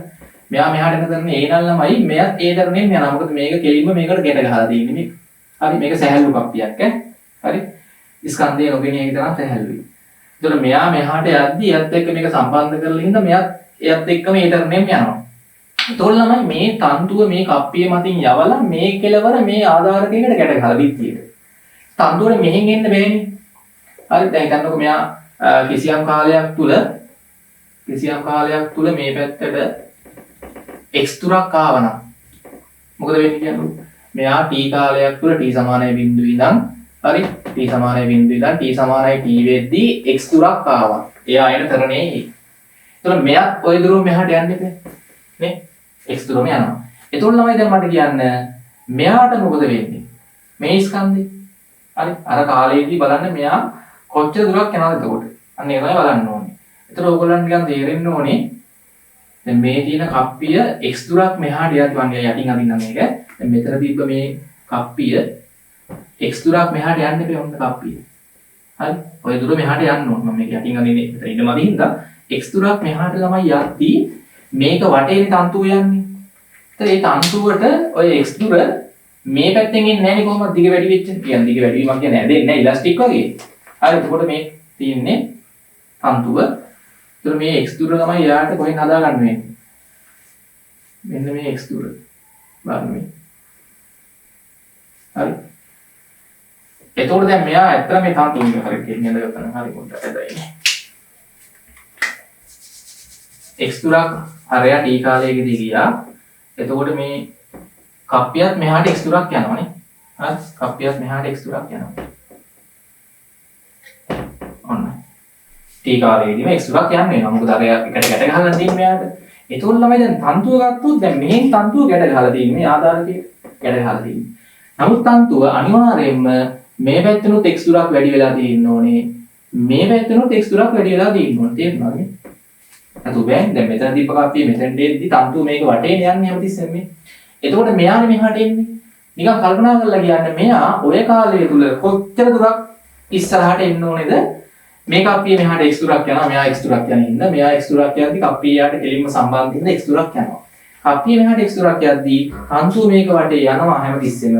මෙහෙන් තන්තුව එන්නේ නැහැ. එන්නේ මෙහෙන්. නේ? තන්තුව එන්නේ මෙහෙන්. එතකොට ළමයි වෙන්නේ මොකක් වෙනවද? මෙයාට මෙහෙන් ගියේ මේ x දුරයි මෙහෙන් ගියේ x දුරයි දෙකම අරන් දෙන්න වෙනවා. ඒ කියන්නේ මෙයාට එන්න වෙනවා ළමයි. එතකොට කීයේ දුරයිද? මෙයාට ওই කාලය තුල 2x දුරක් එන්න වෙනවා. ඒක හරියට තේරෙන්න ඕනේ. අරයා x දුරක් කියද්දි මෙයාත් x දුරක් යනවා. එම කාලය තුල. එතකොට මේ තන්තුව ළමයි හරිද? මෙහෙනුත් x දුරක් උඩින් එනවා මෙහෙනුත් x දුරක් එන්න ඕනේ. ඒ ඉතින් මේක අපි මෙතනට ආවම ළමයි මෙහෙන් ගැට ගහලා දෙන්නේ. හරි කොහොම තියෙන්නේ බෑ හැමතිස්සෙම නේ. මෙහෙනුත් x දුරක් තියෙන්න ඕනේ මෙහෙනුත් x දුරක් තියෙන්න ඕනේ. ඒ දෙකම 2x දුරම ළමයි මේ පැත්තෙන් තමයි එන්නේ. ඒ කියන්නේ මෙයාට 2x දුරක් එන්නේ නැහැ කොට හිතන්න ඕනේ. එතකොට ළමයි වෙන්නේ අරයා කිසියම් කාලයකදී x දුරක් යද්දී මෙයා එම කාලය තුල 2x දුරක් යනවා කියන්නේ මෙයාගේ තරණය කීයක් වෙනවද? අරයාගේ තරණය වගේ දෙගුණයක් වෙනවා. හරි? මෙයාගේ තරණය දෙගුණයක් වෙනවා. අන්න ඒක තේරෙන්න ඕනේ. මෙයා d කාලයේදී x දුරක් යද්දී මේ දෙන්න මෙයාට 2x දුරක් යන්නේ නෑ. මොකද මේ කප්පිය දැන් මෙතන තියෙන කප්පිය දැන් මෙහාට මම හිතා දින්නම් කොහොම ආවහම ළමයි බලන්න. වෙන වැඩි. මේ කප්පිය මේ x දුර ආවහම මේ තන්තුව මෙහෙනුත් x දුරක් සෙට් වෙනවා මෙහෙනුත් x දුරක් සෙට් වෙන්නේ තේරෙනවද? ඒ දෙකම ඒ කියන්නේ x දෙකම 2x. මෙහෙන් එන්නේ නැහැ චුට්ටක්වත් මෙහෙන් ගැට ගහලා තියෙන හින්දා මෙන්න මේ තන්තු කෑල්ලෙන් තමයි මේ x දුරත් මේ x දුරත් දෙපැත්තටම සෙට් වෙන්නේ. එතකොට මෙයාට ඉබේම 2x දුරක් මෙහාට යන්න වෙනවා. ඒ කියන්නේ මෙයාගේ තරණේ ළමයි කීයයිද 2යි. අන්න ඒක තේරෙන්න ඕනේ. හරි ඒක පොඩ්ඩක් හිතන්න වෙනවා. දැන් ඉතින් කරන්න තියෙන්නේ බල ටික ලකුණු කරලා හරි දැන් මෙතන කෙලින්ම ගත්තොත් හරි මෙයාව මෙහාට අදිද්දී මේකෙන් ඇති වෙන ආරති බලය T1. හරි කප්පිය මත මෙහාට T1 නේ තන්තුවෙන්. ඊට පස්සේ මේ තන්තුවේ ආරති බලය T2. හරි කප්පිය මත මේ පැත්තට T2 මේ පැත්තට T2 මෙතන ආධාරකයේ මත T2. හරි හරියට දිශා එක ලකුණු කරන්න. දැන් ඉතින් කරන්න තියෙන්නේ කප්පිය නම් තමයි සැහැල්ලුයි මේ කෙලින්ම M2ට f සමානයි ma දාන්න. M2ට මේ පැත්තට f සමානයි ma දාන්න.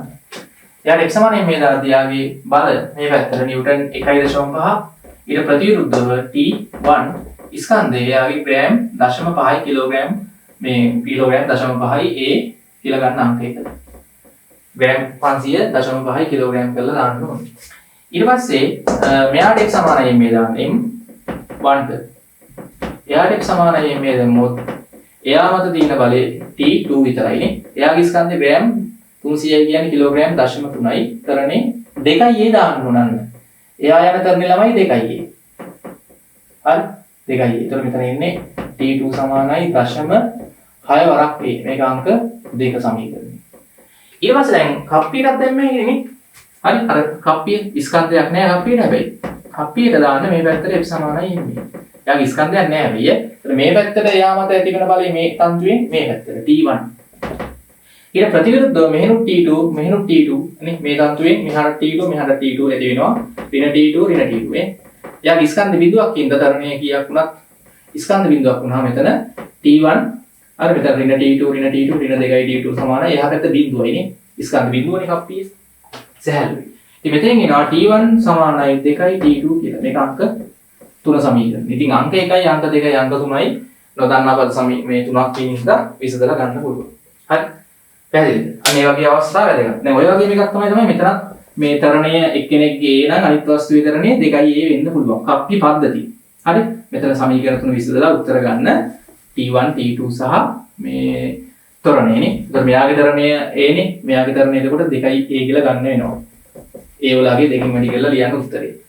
හොඳයි ප්‍රශ්නාංක දැන් 64 තමයි ඔය වගේ අපි දෙකක් තියෙනවා. ඒකෙත් චුට්ටක් හිතලා බලන්න ඔය වගේ සිද්ධියක් වෙනවා. එක්කෙනෙක්ගේ තරණය A නම් අනිත් එක්කෙනාගේ තරණය 2යි A. හරි. දැන් බලන්න මෙතන තියෙන්නේ මේ එකම තන්තුවනේ. මෙතන ආධාරකයේ මේක අප්පිය ගැට ගහලා තිනවා. මේක අප්පිය චලනය වෙන්නේ නැහැ. මේ තන්තුව මේක වටින් යවලා සුමට කප්පි සැහැල්ලු තන්තු. මෙන්න මේ කප්පිය චූටි කප්පියක් තියෙනවා. ඒක මතින් ඒක කොහටවත් ගැට ගහලා නැහැ උඩින්. ඒක මතින් තන්තුව යවලා මේ තන්තුවේ මේක ලැබෙන මෙතෙන්ද ගැට ගහලා. දැන් තමයි මේකේ ස්කන්ධ ග්‍රෑම් 300 ග්‍රෑම් 200යි. මේකේ ස්කන්ධ වැඩි කවුද? මෙයා. ඒතර මෙහාට තියෙන බර මෙතන 0.3 කිලෝග්‍රෑම් කියන්නේ නිව්ටන් 3යි. මෙයාගේ බර පහළට නිව්ටන් 2යි එන්නේ නේ. 0.2 කිලෝග්‍රෑම්. ඒතර මේ තන්ත්‍රයේ ආදතිය T. හරි. මෙයා මත මෙතනින් කප්පිය මත පහළට T, මෙතනින් පහළට T, මෙතනින් ඉහළට කප්පිය මත T, මෙතනින් ඉහළට T ටක් ගාලා මෙතනින් ආධාරකයේ මත පහළට T. හරි. ඒක අපි T1 කියලා ගමුනේ. T1 එකම තන්තුව නෙමෙයි. ඊළඟටම එකම තන්තුව. මේක අනිත් තන්තුව. මෙහාට ආදතිය පහළට T2, මෙයා මත ආදතිය ඉහළට T2 නේ. කප්පිය මත සහ වස්තු මත. දැන් ළමයි මෙයාගේ බර මෙහාට වැඩි හින්දා මෙයා තමයි පහළට එන්නේ. මෙයා එතකොට ඉහළ යනවා මේ. දැන් නිකන් බලන්න මේකෙත් අපි ගත්තොත් අර t සමානයි බිඳුව කිසියම් කාලයක් තුල නිකන් හිතන්න මෙයා ළමයි පහළට x දුරක් ආවොත් නේ මේ කප්පිය පහළට x දුරක් ආවොත් මොකද වෙන්නේ? හරි පහළට t සමානයි t වෙද්දි පහළට එන තරණේ a නම් එයා ළමයි x දුරක් ආවොත් මම නිකන් මෙතන මැද පෙන්නන්නම් බලන්න. තන්තුව එතකොට බලන්න මෙහෙනුත් x දුරක් සෙට් වෙන්න ඕනේ මෙහෙනුත් x දුරක් සෙට් වෙන්න ඕනේ. ඒක මෙහෙන් ගෙලින්නේ නැහැ නේ මෙහෙන් ගැට ගන්න මේ කෙලවරින්. මෙහෙන් සෙට් වෙන x දුරයි මෙහෙන් සෙට් වෙන්න ඕනේ x දුරයි දෙකම මෙහෙන් තමයි යටද ගන්න යා. එතකොට වෙන්නේ මෙයා ඔය කාලය තුල ඉහළට කීයක් වෙනවද? 2යි x දුරක් එන්න වෙනවා. ඒතර මෙයා ඉහළට යන දරන්නේ 2යි. මෙයාලා පහළට යන දරන්නේ අන්න ඒක තමයි තේරෙන්න ඕනේ. හරි පොඩ්ඩක් හිතන්න. ඉතින් මෙයාට f සමානයි මේ දාන්න ඉහළට මෙයාට f සමානයි මේ දාන්න පහළට. හරි මෙයාට f සමානයි මේ පහළට දාන්න. හරි එතකොට මෙයාට f සමානයි මේ ඉහළට දානවා මෙයාට f සමානයි මේ පහළට දානවා මෙයාට f සමානයි මේ පහළට දාන්න. මේ බල ටික හරියට ගන්න. දැන් මෙයාට හරි ග්‍රෑම් 200 ස්කන්ධයට නැත්නම් ඉහළට f සමානයි මේ දාද්දී ඉහළට බල දාන්නේ T1 දාන්න. පහළට නිව්ටන් 2යි. ස්කන්ධේ 0.2 කිලෝග්‍රෑම් තරණේ දාද්දී දෙවරක් A. හරි දෙවරක් A කියන්නේ උතන 0.4 වරක් A ඉන්නේ අංක 1. ඊට පස්සේ ග්‍රෑම් 300ට නැත්නම් ළමයි ග්‍රෑම් 300 විතරක් නෙමෙයි මේ දෙන්නටම එකපාර දාන්නත් පුළුවන්. ඒ කියන්නේ ග්‍රෑම් 300යි මේ සුමට මේ කප්පියක් සැහැල්ලු කප්පියක් නේ තියෙන්නේ. හරි. කප්පිය ස්කන්ධෙන් හා ඝර්ෂණයෙන් තොරයි. මේක එතකොට සැහැල්ලු කිනේ. එතකොට මේ කප්පිය සහ මෙන්න මේ දෙන්නම අපි අරන් දැම්මොත් මොකද වෙන්නේ? ඒ කියන්නේ ග්‍රෑම් වෙනම දාන්නත් පුළුවන්. සමීකරණ තුනක් ගන්නත් පුළුවන්. නැත්නම් ග්‍රෑම් 300 සහ මේ මෙන්න මේ කප්පියට නේ. මේ කප්පියක හත් යන්නේ නැහැ. හරි කුඩා කප්පියකට. දෙන්නට මේකටම F සමානයි මේ දැම්මොත් පහළට තමයි මෙන්න මේ බල දෙක එනවනේ. එතකොට මෙයා මත බලෙත් තියෙනවා මෙයා මත බලෙත් තියෙනවා. අනේ පද්ධතියටම දාන්නේ මේ දෙන්නටම. මේ දෙක කැපිලා නේද ලියන්න ඕනේ නැහැ. පහළට තියෙන්නේ මෙයාගේ බර විතරයි ධන. ඉහළට තියෙනවා T1 T1. හරි ඍණ T1 ඍණ T1. එතකොට මෙයාගේ ස්කන්ධය එකතු කරලා දාන්නේ මෙයාගේ විතරයි ස්කන්ධය 0.2. මොකද මේ බල දෙක ලිව්වොත් මොකද වෙන්නේ පහළට T2 ධන T2 ඉහළට T2 ඍණ T2. සමානයි 0.3යි අරයාගේ ස්කන්ධ බිඳුවයි 0.3යි එයාලා යන තරනේ. ඔතනින් ඔබ ගන්න ධන T2 ඍණ T2 කැපිලා යනවා. නැත්නම් මෙයාට වෙනම දැම්මා x සමානයි මේ බල දෙක අරගෙන මේ බල තුන අරගෙන මෙයාට වෙනම x සමානයි මේ දැම්මා. අර කලින් ගන්න හැදුවා වගේ හදන්නත් පුළුවන්. සමීකරණ තුනක් කරන් නැත්නම් මෙතනින් අර T2 කැපිලා යනවා ඍණ T2 මේ දෙන්න එකටම අරන් x සමානයි මේ දැම්මා. පැහැදිලිද මේ වගේ ගණන් සම්බන්ධ වෙන්න පුළුවන්. උතින් දැන් තරණේ ගත්තාම මෙයාගේ තරණේ a නම් මෙයාගේ තරණේ a වගේ දෙගුණයක් කියලා ගත්තා නම් හරි. හොඳයි ඊට පස්සේ තමයි උතන අපිට විශේෂ අවස්ථා තියෙනවා නේ අපි පද්ධතිත් එක්ක කතා කරේ. හොඳයි. අපි විශේෂ අවස්ථා කිහිපයකට එමු අවසාන කොටස් වල. හොඳයි ළමයි හරි. දැන් මේකේ තමයි අපිට තව පොඩි කොටස් කිහිපයක් තියෙනවා ආනත් තලයක් මත වස්තුවක චලිතය. කියන්නේ ආනත් තලයක් කියලා කියන්නේ තමයි මේ වගේ මොකක් හරි අපි තලයක් ගත්තොත් දැන් මේක තිරස් තලයක් නෙමෙයි මෙහෙම තියෙන්නේ. හරි මෙහෙම දී තිරස් තලය. මෙහෙම දීපොත් මේක සිරස් තලයක්. මේක අපි අර තිරස්වත් සිරස්වත් නැතුව කිසියම් කෝණයක් يعني තිරසත් එක්ක කිසියම් කෝණයක් කොහොම ආනත කරනම මේකට කියනවා ආනත් තලයක් කියලා. මේ ආනත් තලයක් කොහොම තියලා අපි මේක මත වස්තුවක් තියලා අදහස් කරනවා. එතකොට මේක පහළට මොකද වෙන්නේ? මේ වස්තුව පහළට ලිස්සගෙන එන්න පුළුවන්. නේ? ලිස්සගෙන එනවනේ පහළට කරන්නේ. අන්න ඒ වගේ අවස්ථාවක් තමයි කතා කරන්නේ. එතකොට මේක තමයි මේක සුමට වෙන්නත් පුළුවන්, රළු වෙන්නත් පුළුවන්. අපි ඉස්සෙල් සුමටයි කියලා ගමුකෝ. මේක සුමට ආනත් තලයක් වුණොත් හරියද? සුමට වුණොත් මේ ආනත් තලයේ තිරසත් එක්ක අංශක 30ක් හෝ අංශක 60ක් හරිනේ. අංශක 45ක් හරි කිසියම් කෝණයකින් ආනතයි තලයේ. ඕකම තමයි ස්කන්ධයේ එම්මන වස්තුවක් තියපහම දැන් බල ටික ලකුණු කරගන්න ඕනේ. එකක් තමයි ළමයි අනිවාර්යයෙන්ම වස්තුවේ බල සිරස්ස පහළට. ස්කන්ධයෙන් නම් mg. සහ මෙතන මේ පෘෂ්ඨ දෙක ස්පර්ශලා තෙරපිලා තියෙද්දී අභිලම්බ ප්‍රතික්‍රියා බලය තලයෙන් වස්තුව මත ඉහළට නේ. ආනත් තලයෙන් වස්තුව මත ඉහළට r. හරි තලයෙන් වස්තුව මත. හොඳයි. ඔගේ ප්‍රතික්‍රියාව වස්තුවෙන් තලයේ මත පහළට. ලම්බක වේ. මෙතන හැමතිස්සෙම ලම්බකයි ඈ. අභිලම්බ ප්‍රතික්‍රියා බලය. හරි. දැන් ඔන්න ඔය බල දෙක තමයි ඇති වෙන්නේ. ඊට පස්සේ දැන් උතන ඕගොල්ලන්ට පේනවා දැන් මේක නම් සිරස් බලයක් නේ. හරි මේක ලම්බකයි ආනත් තලයට. දැන් මෙතන දැන් මේක අතහැරියාම අපි නිශ්චලතාවයක් නේ. නිශ්චලතාවයෙන් අතරිනවා t සමානයි බිඳුවේදී. අතහැරියට පස්සේ ළමයි මෙයා මේ පැත්තට එන්න ගන්නවා නේ. ඉස්සලා එන්න ගන්නවා. එතකොට දැන් ඕගොල්ලෝ බලන්න ඕනේ පහළට එද්දි කිසියම් තරණයකින් තමයි එන්නේ. හරි. නිශ්චලතාවයෙන් පටන් අරන් එන්න ප්‍රවේගය වැඩි වෙනවා. නේ වස්තුවක් තියලා අතහැරියාම ආනත් තලයක් මත පහළට එන ප්‍රවේගය එන්න වැඩි වෙනවා. තරණයෙන් එන්නේ. එතකොට දැන් මේ පැත්තට සම්ප්‍රයුක්ත බලයක් තියෙන්නේ බෑ තරණයෙන් එන්න. අන්නේ බලේ ළමයි එන්නේ මෙහිමයි. දැන් අභිලම්බ ප්‍රතික්‍රියා බලයේ තියෙන ළමයි චාලක දිශාවට ලම්බකෝ නෙමෙයි. මෙයා මෙහාට ආවට ලම්බකෝ තමයි හැමතිස්සෙම අභිලම්බ ප්‍රතික්‍රියා බලයෙන් බලපෑමක් ඇති වෙන්නේ. එහෙනම් මෙන්න මේ බර කියන මේ බලය අපිට විභේදනය කරන්න පුළුවන් ඕනම මේ ඕනම දෛශිකයක් ළමයි ඕනම මේ එකිනෙකට ලම්බක සංරචක දෙකකට විභේදනය කරන්න පුළුවන් නේ. හරිද? මම මෙන්න මේ බර කියන සංරචක විභේදනය කරනවා ආනත තලයට ලම්බක දිශාව ඔස්සේ සහ ආනත තලයට සමාන්තර දිශාව ඔස්සේ. ඒ කියන්නේ වස්තුව චලනය වෙන පැත්තට. බලන්න ලම්බකයි නේද මේ? ආනත තලයට සමාන්තරවයි ආනත තලයට ලම්බකවයි. ඒක විභේදනය කරද්දී මෙන්න මෙතන කෝණය වැදගත්. බලන්න කෝණය ගන්න විදිහ. දැන් මේ කෝණේ θ නේ. මෙන්න මේ ඍජු කෝණේ ටි කෝණේ මේක අංශක 90යි. මේ කෝණේ ළමයි 90 ඍණ θ වෙනවනේ. නේ? 90 ඍණ θ. දැන් ප්‍රතිමුඛ කෝණ වලින් මෙන්න මේක 90 ඍණ θ. මොකද බලන්න 90 ඍණ θ 90 ඍණ θ. මේක අංශක 90ක් වුණා මේ චූටි ටි කෝණයෙන් මෙන්න මේ කෝණෙ මම මෙතන එළිය මාක් කරන්නම්. මේ කෝණේ θ කියලා ගන්න පුළුවන්. පැහැදිලිද? මෙන්න මේ චූටි ඍජු කෝණේ ටි කෝණේ හදකලා හරි මේ වගේ පොඩි ත්‍රිකෝණයක් තියෙන්නේ පේනවා. පේනවනේ. හරි මේ වගේ පොඩි ත්‍රිකෝණයක් තියෙන ඕකේ මෙන්න මේ කෝණේ. මෙන්න මේ කෝණේ θ වෙනවා ඈ. හරි කොටියක් පැහැදිලි වෙන්න නම් හරි. මෙතන අංශක 90යි. 90 න් θ වෙනවා මෙයා θ මෙයා 90 හින්දා මෙතන ප්‍රතිබිම්බ කෝණ වලින් මෙයා 90 න් θ වෙලා මෙයා 90ක් වෙනවනේ. මේ 90ක් වෙලා මෙයා θ වෙනවා. දැන් මේක පුළුවන් මේ දෛශිකයේ බර mg කෝණේ ගෑවිච්ච පැත්තට සංරචකයේ mg වතාවක් cos සංරචකයේ cos θ. බර විභේදනය කරන්න. මේ පැත්තට එනවා mg sin θ නේ යන්න. එහෙනම් ළමයි මේ වස්තුව ආනත් තලයේදී පහළට එන්න අවශ්‍ය බල සංරචකයේ බලය සලකලා දෙන්නේ හදලා දෙන්නේ බරින්. ඒ කියන්නේ බරමක් වෙන්නේ නැහැ. බරේ ආනත් තලයට සමාන්තර වෙන සංරචකයේ. දැන් ළමයි ගාන හදද්දි බර සලකන්න ඕනේ නැහැ. දැන් ඉතින් කරන්න දෙන්නේ මෙයා පහළට එන තරණය හොයන්න.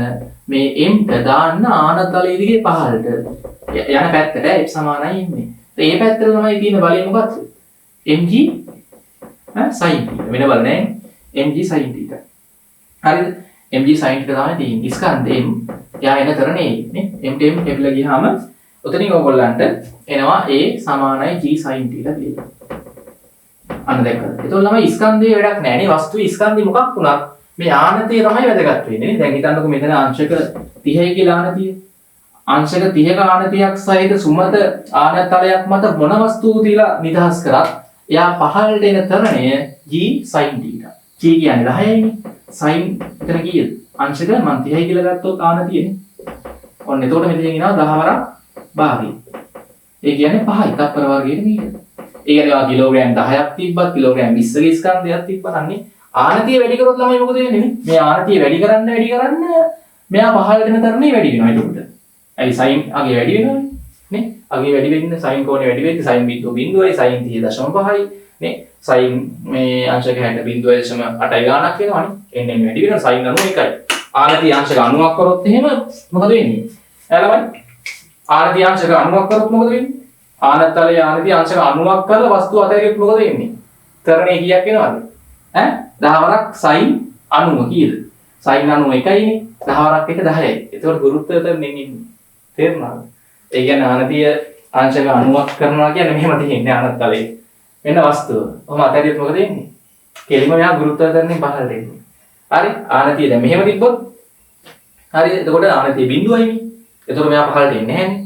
තිරස්ස තිබ්බමනේ ඔහොම තියෙනවනේ. ආනතිය වැඩි කරන්න මෙයා පහළට එන තරණේ වැඩි වෙනවා. ස්කන්ධය මත වැඩක් නැහැ. ස්කන්ධ කියන්නේ මේ පෑන තිබ්බත් ක්ලිප් එක තිබ්බත් ස්කන්ධය කියන එක බලපාන්නේ නැහැ. අන්න ඒක තේරුම් ගන්න. ඊට පස්සේ තමයි මේ කුෂ්ඨ දෙක අතර වස්තුවයි ආනතලයයි අතර අභිලම්බ ප්‍රතික්‍රියා බලය. එළමයි වස්තුව පහළට එන එක දිදීන්නේ ආනතලයට සමාන්තරව එනවා පහළට ආනතලයේ දිගේ. ආනතලයේ ලම්බකව වස්තුව ඉහළ පහළ යන්නේ නැහැ. ලම්බකව එහෙනම් ළමයි ආනතලයේ ලම්බක බල සලකා අපිට මේ වස්තුව මත මේ පැත්තට දින බලය R සමාන කරන්න පුළුවන් මේ පැත්තට දින බලය mg cos θ ට. අන්න ඒකත් වැදගත්. මේ වෙලාවේ වස්තුවයි ආනතලයේ අතර තෙරපුම් බලය අභිලම්බ ප්‍රතික්‍රියා බලය. මේ බර වෙනුවට තමයි අපි ළමයි මේ mg cos θ සහ mg sin θ සංරජක දෙක දාගත්තේ. ලම්බක සංරජක දෙක. හරි මේ වගේ ගණන් හදද්දී අනිවාර්යයෙන්ම විභේදනය කරගන්න ඕනේ බර. මතක තියාගන්න. පැහැදිලිද? ඊට පස්සේ දැන් අපිට චලන සමීකරණ දාන්න පුළුවන් නේ. දැන් වස්තුව ළමයි ආනතලයේ පාමුලට එන්න ගතවන කාලය අහන්න පුළුවන්. හරි. එතකොට දැන් මේකේ සමහර ගණන් වල ළමයි ආනතලයේ දිග දෙනවා. ආනතලයේ දිග හිතන්නේ x කියලා.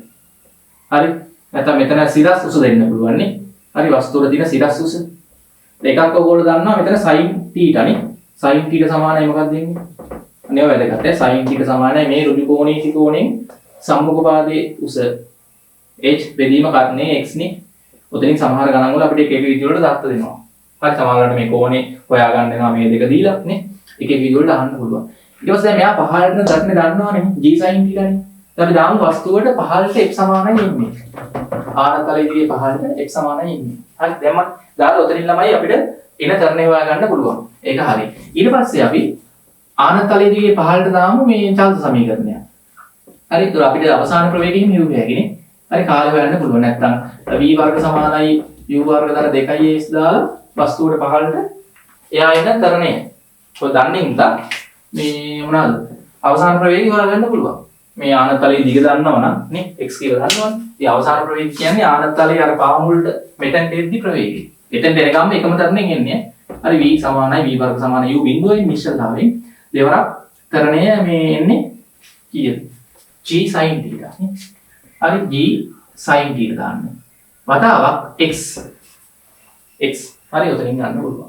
ඊට පස්සේ v සමානයි u ධන 80 දාන්න පුළුවන් නේ. කාලය හොයන්න ඒවා දාන්න පුළුවන්. ගැටලුවක් නැහැ. පැහැදිලිද? ඊට පස්සේ තමයි දැන් මේ ගණන් වලම මේ ආනතලයේ රළු වුණොත් මොකද වෙන්නේ? ආනතලයේ රළු වුණොත් එහෙනම් පොඩ්ඩක් ඕගොල්ලන්ට තර්ක කරන්න වෙනවා. ආනතලයේ රළු වුණොත් ළමයි මෙහා දැන් චලිත වෙන්න හදන්නේ මෙහාටනේ. මෙහාට චලිත වෙන්න හදද්දි ළමයි ඊට ප්‍රතිවිරුද්ධව හට ගන්නවා ඝර්ෂණ බලයක්. නේ? මේක රළු බලයක් වුණොත් එහෙම මෙහා පහළට එන්න හදද්දිම ඇති වෙනවා ඝර්ෂණ බලයක්. අපි F0 කියලා ගමුකෝ. හරි එතකොට තමයි ওই ඝර්ෂණ බලයට වඩා මේක වැඩි නම් අනිවාර්යයෙන් මෙහා පහළට එනවා. දැන් මේ පුෂ්ඨ දෙක ළමයි මේ පුෂ්ඨ දෙක අතර ඇති වෙන්න පුළුවන් උපරිම ඝර්ෂණ බලයක් තියෙනවනේ. නේ? ඒ කියන්නේ මේ පුෂ්ඨ දෙක මේ රළු මේක රළු වුණොත් දැන් ආනතලේ රළුලිය දිගටම ඒතර මේ රළු පුෂ්ඨ දෙක අතර ස්ථිතික ඝර්ෂණ සංගුණකයක් තියෙනවා, ගතික ඝර්ෂණ සංගුණකයක් තියෙනවා. ඉතින් අපිට පුළුවන් මේ පුෂ්ඨ දෙක අතර ඇති වෙන්න පුළුවන් උපරිම ඝර්ෂණ බලය Fs නේ. අර F0 කියන එක Fs වෙන්න පුළුවන් නේ. හරි. Fs සමානයි μs r දාලා හදන්න තියෙන්නේ. ඔතනින් විතර Fs හෙව්වේ හැකි μs දන්නේ හින්දා r කියන්නේ මේ පුෂ්ඨ දෙක අතර තෙරපුම. අභිලම්බ ප්‍රතික්‍රියා බලය. mg cos θ. දැන් ඔයගොල්ලන්ට පුළුවන් මෙන්න මේ බලය හොයාගෙන බලන්න. අර මෙයා මත ඇති වෙන්න පුළුවන් උපරිම ඝර්ෂණ බලය නේ. ඕක හිතන්නකො නිව්ටන් 10යි කියලා. නිකමට. එතකොට මේ බර මේ පැත්තට විභේදනය කරාම එන බල සංරචකයේ හිතන්නකො නිව්ටන් 8යි කියලා. දැන් මොකද වෙන්නේ? එතකොට වෙන්නේ ළමයි දැන් මේක නිව්ටන් 8යි. බර විභේදනය කරාම එන සංරචකයේ නිව්ටන් 8යි. මේ පැත්තට ඇදිලා නිව්ටන් 8යි. මේ පැත්තට ඝර්ෂණ බලයේ උපරිමගේ නිව්ටන් 10ක් ඇති වෙන්න පුළුවන් Fs. හරි. එතකොට ළමයි වෙන්නේ මේක මෙහාට එන්නේ නැහැ දැන්. ඔහොම සමතුලිතව තියෙනවා. ඇයි? දැන් මෙයා මෙහාට එන්න හදන නිව්ටන් 8ක බලයක ඉන්නේ. ඒක මැඩ පවත්තන්න නිව්ටන් 10ම ඇති වෙන්නේ නැහැ. දැන් මේ වෙලාවේ නිව්ටන් 8ක් එතකොට ඇති වෙනවා. අරකනේ ඝර්ෂණ බලයයි බාහිර බලයයි විචලනය වෙන විදියනේ. මේ උපරිම ඝර්ෂණ බලය තමයි ඇති වෙන්න පුළුවන් උපරිම ඝර්ෂණ බලය නිව්ටන් 10යි. අපි දැන් මේ පැත්තට නිව්ටන් 8ක ඉන්නේ මෙයා අදින්නේ. එතකොට ඝර්ෂණ බලය නිව්ටන් කීයද? 8ක් වගේ තමයි හිටින්නේ. තේරෙනවද? සමතුලිතව තියාගන්න පුළුවන්. හැබැයි ළමයි දැන් මේ බලය විභේදනය කරාම මේ බර විභේදනය කරාම වෙන සංරචක නිව්ටන් 12ක් වගේ වුණොත් මොකද වෙන්නේ? එතකොට වෙන්නේ දැන් මෙයා මෙහාට 12කින් අදිද්දී මෙයාව මැඩ පවත්තන්න ඝර්ෂණ බලයට උපරිමගේ 10යි. Fs ඊට වඩා වැඩි වෙන්නේ. එතකොට වෙන්නේ ළමයි මෙයා මෙහාට එන්න ගන්නවා. නේද? සමතුලිතව තියෙනවා නම් මේ පැත්තට දින මේ බලය විභේදනය කරාම ආපු මේ සංරචකේ බර විභේදනය කරාම ආපු සංරචකේ ඝර්ෂණ බලය සමානයි. අර උපරිම ඝර්ෂණ බලයට වඩා මේක වැඩි නම් අනිවාර්යෙන් මේක පහළට එන්න ගන්නවා. එතකොට ළමයි මේක මොකක් වෙනවද? අන්න මෙයා ඉස්සලා යන්න ගත්තාම ගතික ඝර්ෂණ බලය. නේ? එතකොට අපිට f සමානයි මේ දාද්දි කරන්න වෙන්නේ ගතික ඝර්ෂණ බලය හොයාගන්න වෙනවා. fk සමානයි μk r දාන්න. ඒතර μk අපිට ගන්න දෙනවා r මෙතන මේ වස්තුවයි අභිලම්බ ඒ කියන්නේ වස්තුව සහ ආනත තලය අතර අභිලම්බ ප්‍රතික්‍රියා බලය mg cos θ නේ. හරි. එතකොට කරන්න තියෙන්නේ එහෙම කිව්වොත් ගානේ එහෙම දත්ත එක්ක දුන්නොත් ඕගොල්ලන්ට තරණය හොයන්න f සමානයි මේ දාන්න වෙනවා කොහොමත් ආනත තලයේ දිගේ පහළට වස්තුවට. ඒතකොට මේ පැත්තට බල ධන mg sin θ නේ. ඊට ප්‍රතිවිරුද්ධව දින බලයේ ඍණනේ fk. ස්කන්ධයෙන් තරණේ a. fk ට දාද්දි මොකක්ද දාන්නේ? හරි mg මෙතන sin θ ඍණ fk කියන්නේ μk වතාවක් mg cos θ. mg cos θ සමානයි m වතාවක් a. මෙතනත් හොඳට බලන්න හැම පදයේම m කැපිලා යනවා. මේකෙත් ළමයි ආනත තලයේ රළු වුණත් වස්තුව පහළට එන තරණය වස්තුවේ ස්කන්ධයෙන් සොයාගත්තයි. ස්කන්ධය මත රඳාපවතින්නේ නැහැ. එතකොට අපි කෝණෙත් බලපානවා ආනතිය බලපානවා සහ ඝර්ෂණ සංගුණක එහෙම බලපානවා. අර සුමට නම් ඉතින් මේ g sin θ විතරයි එන්නේ. දැන් ඊට වඩා තරණය අඩු වෙනවා. ආනත තලයේ රළු වුණොත් එහෙම මේ කලින් ආවේ තරණය g sin θ නේ සුමට නම් ඊට වඩා ඍණ μk g cos θ ප්‍රමාණයකින් දැන් තරණය අඩු වෙලා ඉන්නේ. ඒක තේරෙන්න ඕනේ. පැහැදිලිද? ඊට පස්සේ ළමයි ගණන් වල අපිට මේවල කප්පි සම්බන්ධ කරන්නත් පුළුවන්. ඔය ටික හොඳට බලාගන්න. හරි. මම මේ දත්ත සංඛ්‍යාත්මක කියන්නේ නැතුව දැන් මේ සංඛ්‍යාතුලින් කියන්නේ සමහර වෙලාවට මේකේ හරි මේ වගේ ආනත් තලයක් හෝ දෙකක් තියන්නත් පුළුවන් ආනත් තල. එකකින් විතර ගණන් එනවා. හරි. මේ තියෙන්නේ ආනත් තලය. හරි. තිරසත් එක්ක කිසියම් කෝණයකින් ආනතයි. මෙතන උඩ මොකක් හරි මුදුනේ ආනත තලය. හරි. ඒක කෝණ්‍ය කියලා කියනවා මේකට. මේකේ මුදුනේ ළමයි මොකක් හරි සුමට කප්පියක් තියලා දැන් මේ තියෙන වස්තුවනේ මෙන්න වස්තුව. හරි. ඊට පස්සේ මේක ළමයි මේ තන්තුවක් ආධාරයෙන් එක කෙලවරක් මෙයාට ගැට ගහලා මේ විදිහට හරි අනිත් කෙලවරෙන් මේ වස්තුවක් එල්ලෙනවා. හරි මෙයා හිතන්නකො M1 කියලා. මෙයා හිතන්නකො M2 කියලා. මෙතන කොනේ ටික. ඒතකොට මෙතන ඉස්සෙල්ලාම අර විදිහට මෙතන අභිලම්බ ප්‍රතික්‍රියා බලය R හරි වස්තුවේ බර නේ M1g හරි මෙයාගේ බර M2g ඒවා ලකුණු කරගන්න. මෙතන කෝණේ θ නේ. ඇයි මෙතන කෝණේ θ නම් මේක θ වෙනවා. හරි. ඒක පොඩ්ඩක් බලන්න සමහර ගණන් වල මෙතනින් කෝණ දෙනවා θ කියලා. එතකොට චුට්ටක් කෝණත් එක්ක ජ්‍යාමිතියෙන් ගන්න ඕනේ හරියටම කෝණේ එන විදිය. මෙතනින් ගත්තාම ඒතකොට ළමයි මේක විභේදනය කරන්න වෙනවා. මේ පැත්තට එන සංරචකය මොකක්ද දෙන්නේ? M1g cos θ. මේ පැත්තට එන සංරචකය මොකක්ද? නෙමෙයි. කෝණේ ගෑවිච්ච පැත්තට cos මේ පැත්තට එනවා M1g sin θ. ඔන්න හරි. දැන් මෙයා හිතන්නකො ළමයි දැන් පස්සට එන්න හැදුවා නම් මේ තන්ත්‍රයෙන් ඇති වෙන ආර්ථි බලය මේ පැත්තට තියෙන්නේ. කප්පිය මත මේ පැත්තට තියෙන්නේ. හරි මේ පැත්තට කප්පිය මත පහළට දී මෙයා මත ඉහළට තියෙන්නේ. දැන් ළමයි මෙතන ඔයගොල්ලෝ දැන් යන පැත්ත හිතන්නත් වෙනවා මේ ගණන් වල. දැන් හිතන්න මේක සුමටයි කියලා ආනතලේ. ආනතලේ සුමට නම් වෙන බල නැහැ නේ. දර්ශන බල නැහැ. ඒතකොට ඔයගොල්ලෝ බලන්න ඕන ළමයි දැන් මේ පැත්තට ඇති වෙන ඇතිල්ල කීයද M2 තියෙන්නේ. නිකන් බලන්න මෙයාගේ බර. මෙයාගේ බරට වඩා මෙයාගේ බර නෙමෙයි බලන්නේ මේ පැත්තට. දැන් බලන්න මේක මෙහාට නේද යන්න හදන්නේ. එක්ක මෙහාට යන්න හදනවා. ඒතකොට ඔයගොල්ලෝ බලන්නේ මෙයාගේ අගයයි මෙන්න මෙයාගේ අගයයි. M1G sin θ ගේ අගය එන සුළු කරාම එන අගය M2G ට වඩා වැඩි නම් ළමයි මේක මෙහාට එනවා. කියන්නේ මෙයා මෙහාට එනවා එතකොට මෙයා උඩ යනවා. M2G ගේ M1G ට වඩා M1G sin θ ට වඩා M2G ගේ විශාල නම් මේක පහළ එනවා. සම්ප්‍රයුක්ත බලය මෙහාට ඉන්නකොට. මෙයා පහළට A ටර්නෙන් එද්දි මෙයා ආනතලයේ දිගේ ඉහළට A ටර්නෙන් යනවා. අන්න එයා පොඩ්ඩක් හිතන්න ඕනේ. ඊට පස්සේ මේක රළු වුණොත් ළමයි ඝර්ෂණ බලයකුත් තියෙනවනේ. රළු වුණාමත් දැන් ඔයගොල්ලෝ බලන්න ඕනේ ඒක. රළු වුණොත් නිකන් හිතන්න හරි මේක වැඩි කියලා හිතන්නකෝ. මේක මෙයාට වඩා වැඩි. එතකොට මේක මෙහාට යන්න මෙයා දන්නේ. එතකොට මෙයා උඩට යන්න හදන්නේ. එතකොට ළමයි ඝර්ෂණ බලය කොහාටද? Fk හරි පිටිපස්සට වස්තුව මත ඒක තේරෙන්නේ. මෙයා උඩට යන්න හදුවොත් ඝර්ෂණ බලය පස්සට. හරිද? ඊට පස්සේ මේක විශාල නම් මේකට වඩා මෙයා මෙහාට එනවනේ. මෙයා මෙහාට එද්දි ළමයි එතකොට මෙයා මත ඝර්ෂණ බලය මේ පැත්තට. අන්න ඒවා පොඩ්ඩක් ගණන් වල හිතලා බලන්න ඕනේ ගාන හදද්දි. අන්න ඔය ටික තමයි ළමයි ඔතන වැදගත් දේ. හරි මම දැන් ගණන් කීපයක් හදලා වෙන්නම් මොකද මෙයා මෙහාට ආවොත් සාපේක්ෂතාවයට ප්‍රතිවිරුද්ධව ඝර්ෂණ බලය. මෙයා මත ආනතලයේ මත නම් ඊට ප්‍රතිවිරුද්ධුනේ කොහොමද? මෙයා මත මෙහාට නම් ආනතලයේ මත මෙහාට. මෙයා උඩට යන්න හදුවොත් ඝර්ෂණ බලය මෙහාට. එතකොට ආනතලයේ මත ඝර්ෂණ බලය උඩට. වස්තුව මත පහළට. ක්‍රියාව සහ ප්‍රතික්‍රියාව. පැහැදිලිද? හොඳයි. ඉතින් මම මේකත් එක්ක පොඩි ගණන් කීපයක් හදන්නම්. ටියුබ් එකේම තියෙන විභාග ගණනුත් තියෙනවා. හරි. ප්‍රශ්නාංක 54 බලන්න. තිරසට අංශක 30ක කෝණයකින් ආනත හරිද? එතන බලන්න රළුද සුමටද කියලා. රළු තලයක් මත ස්කන්ධ කිලෝග්‍රෑම් 30ක් වන වස්තුවක් තබා නිසලතාවයෙන් ළමයි නිදහස් කරනවාලු. ඉතින් අපෙන් අහනවා ඝර්ෂණ සංගුණ කියලා මේ වගේ තැන් වල දෙන්නේ කොහොමද? එතන ගතික ඝර්ෂණ සංගුණයක් කියලා ගන්න. මොකද මේක පහළ දෙනවනේ. හරි. එතකොට ගතික ඝර්ෂණ වල නැති වෙන්නේ වස්තුව වෙන තරණයයි මොකක්ද අහලා තියෙන්නේ. තප්පරයකදී වස්තුවට අයත් වන ප්‍රවේගයයි සහ වස්තුව ගමන් කරපු දුර ආනතලයේ දිගේ පහළට නේ. ඒතකොට ඉස්සෙල්ලාම දැන් ඕගොල්ලන්ට බල ටික ලකුණු කරොත් මේකේ එකක් තමයි බර. බර මොනවද එන්නේ? නිව්ටන් 300යි කිලෝග්‍රෑම් 30ක් ඉඳලා. හරි අභිලම්බ ප්‍රතික්‍රියා බලය ආවේ. මෙතන කෝණේ ළමයි අංශක 30ක් වෙනවානේ. හැමතිස්සෙම මෙන්න මේ කෝණේ මෙතන කෝණයට සමාන වෙනවා. හරි ජ්‍යාමිතියෙන් ගන්න පුළුවන්. මේක අංශක 30යි කෝණේ මම එහෙම ලකුණු කරන්නම්. දැන් මේ 300 බර විවේචනය කරගන්න මේ පැත්තට කෝණේ ගෑවිච්ච පැත්තට 300 වතාවක් cos අංශක 30. සහ ආනතලයට සමාන්තර වෙන සංරාජකේ අනිත් පැත්තට sin මේ sin අංශක 30යි. sin අංශක 30 භාගයනේ. එතකොට මෙතන ඉන්නේ ළමයි 300 මේ බෙදීම දෙකනේ. දෙකෙන් දෙකනේ. ඒ කියන්නේ නිව්ටන් 150යි. මෙතන ළමයි එන්නේ 300 වතාවක් මූල 3ට 2යි කියන්නේ 150යි මූල 3යි නිව්ටන්. දැන් 300 සලකන්න ඕනේ නැහැ බර විවේචනය කරා. එතකොට මෙයා පහළට එන හින්දා ඝර්ෂණ බලය Fk ඊට ප්‍රතිවිරුද්ධවනේ. Fk සමානයි ළමයි μk වතාවක් r. μk යගේ 1යට 2යි මූල 3යි. r වලගේ කී දෙන්නේ? r වලගේ අපි දැන් ගත්තොත් අන්න වස්තුව දැන් ලම්බකව ඉහළ පහළ යන්නේ නැහැ අනත්තලයේනේ. ඒතර r සමාන වෙනවා කීයටද? මේ 150යි මූල 3ටනේ.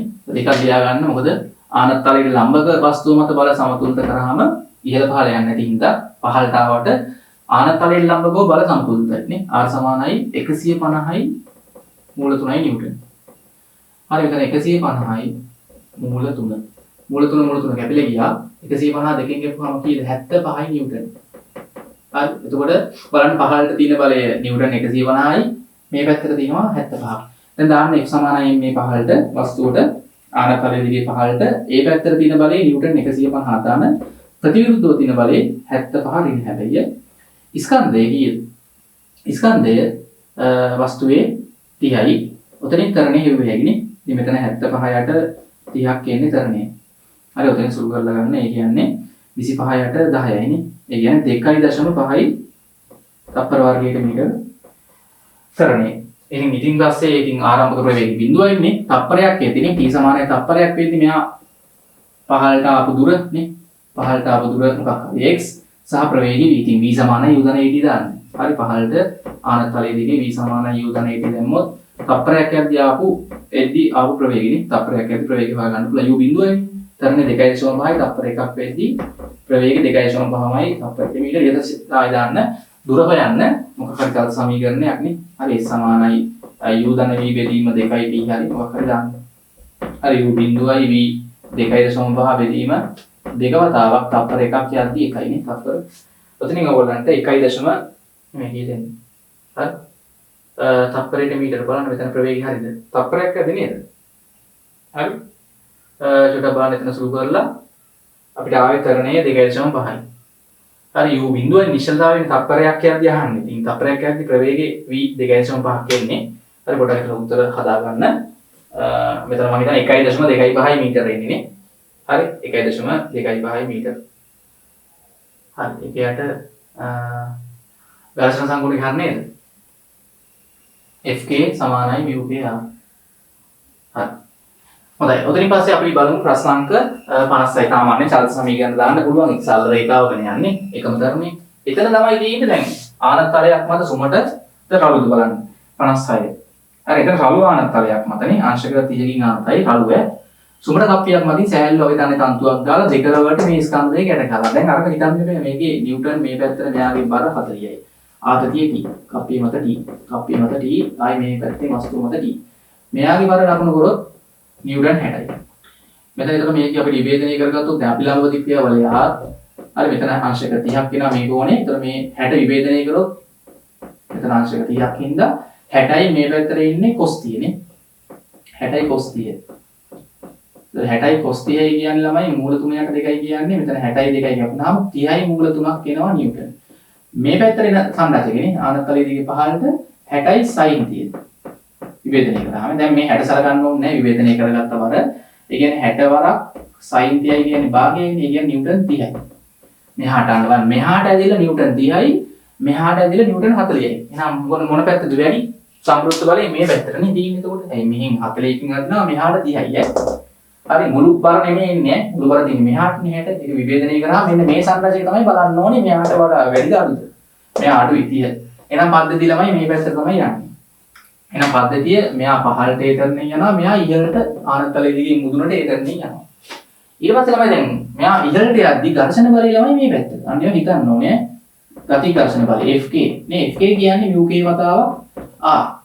ඉතින් අපිට එතනින් හොයාගන්න වෙනවා Fk සමානයි μk r දාලා නේ ටක් ගාලා හදන්න ඕනේ. μk කීයද එතන ගති ඝර්ෂණ සංගුණකේ ගාණි දුන්නා 1යට 6යි මූල 3යි. r ළමයි 30යි මූල 3යි නේ. මොකද ආනත්තලයේ ලම්බක වස්තුව ඉහළ පහළ යන්නේ නැහැ. ලම්බක බල සමතුලිතයි.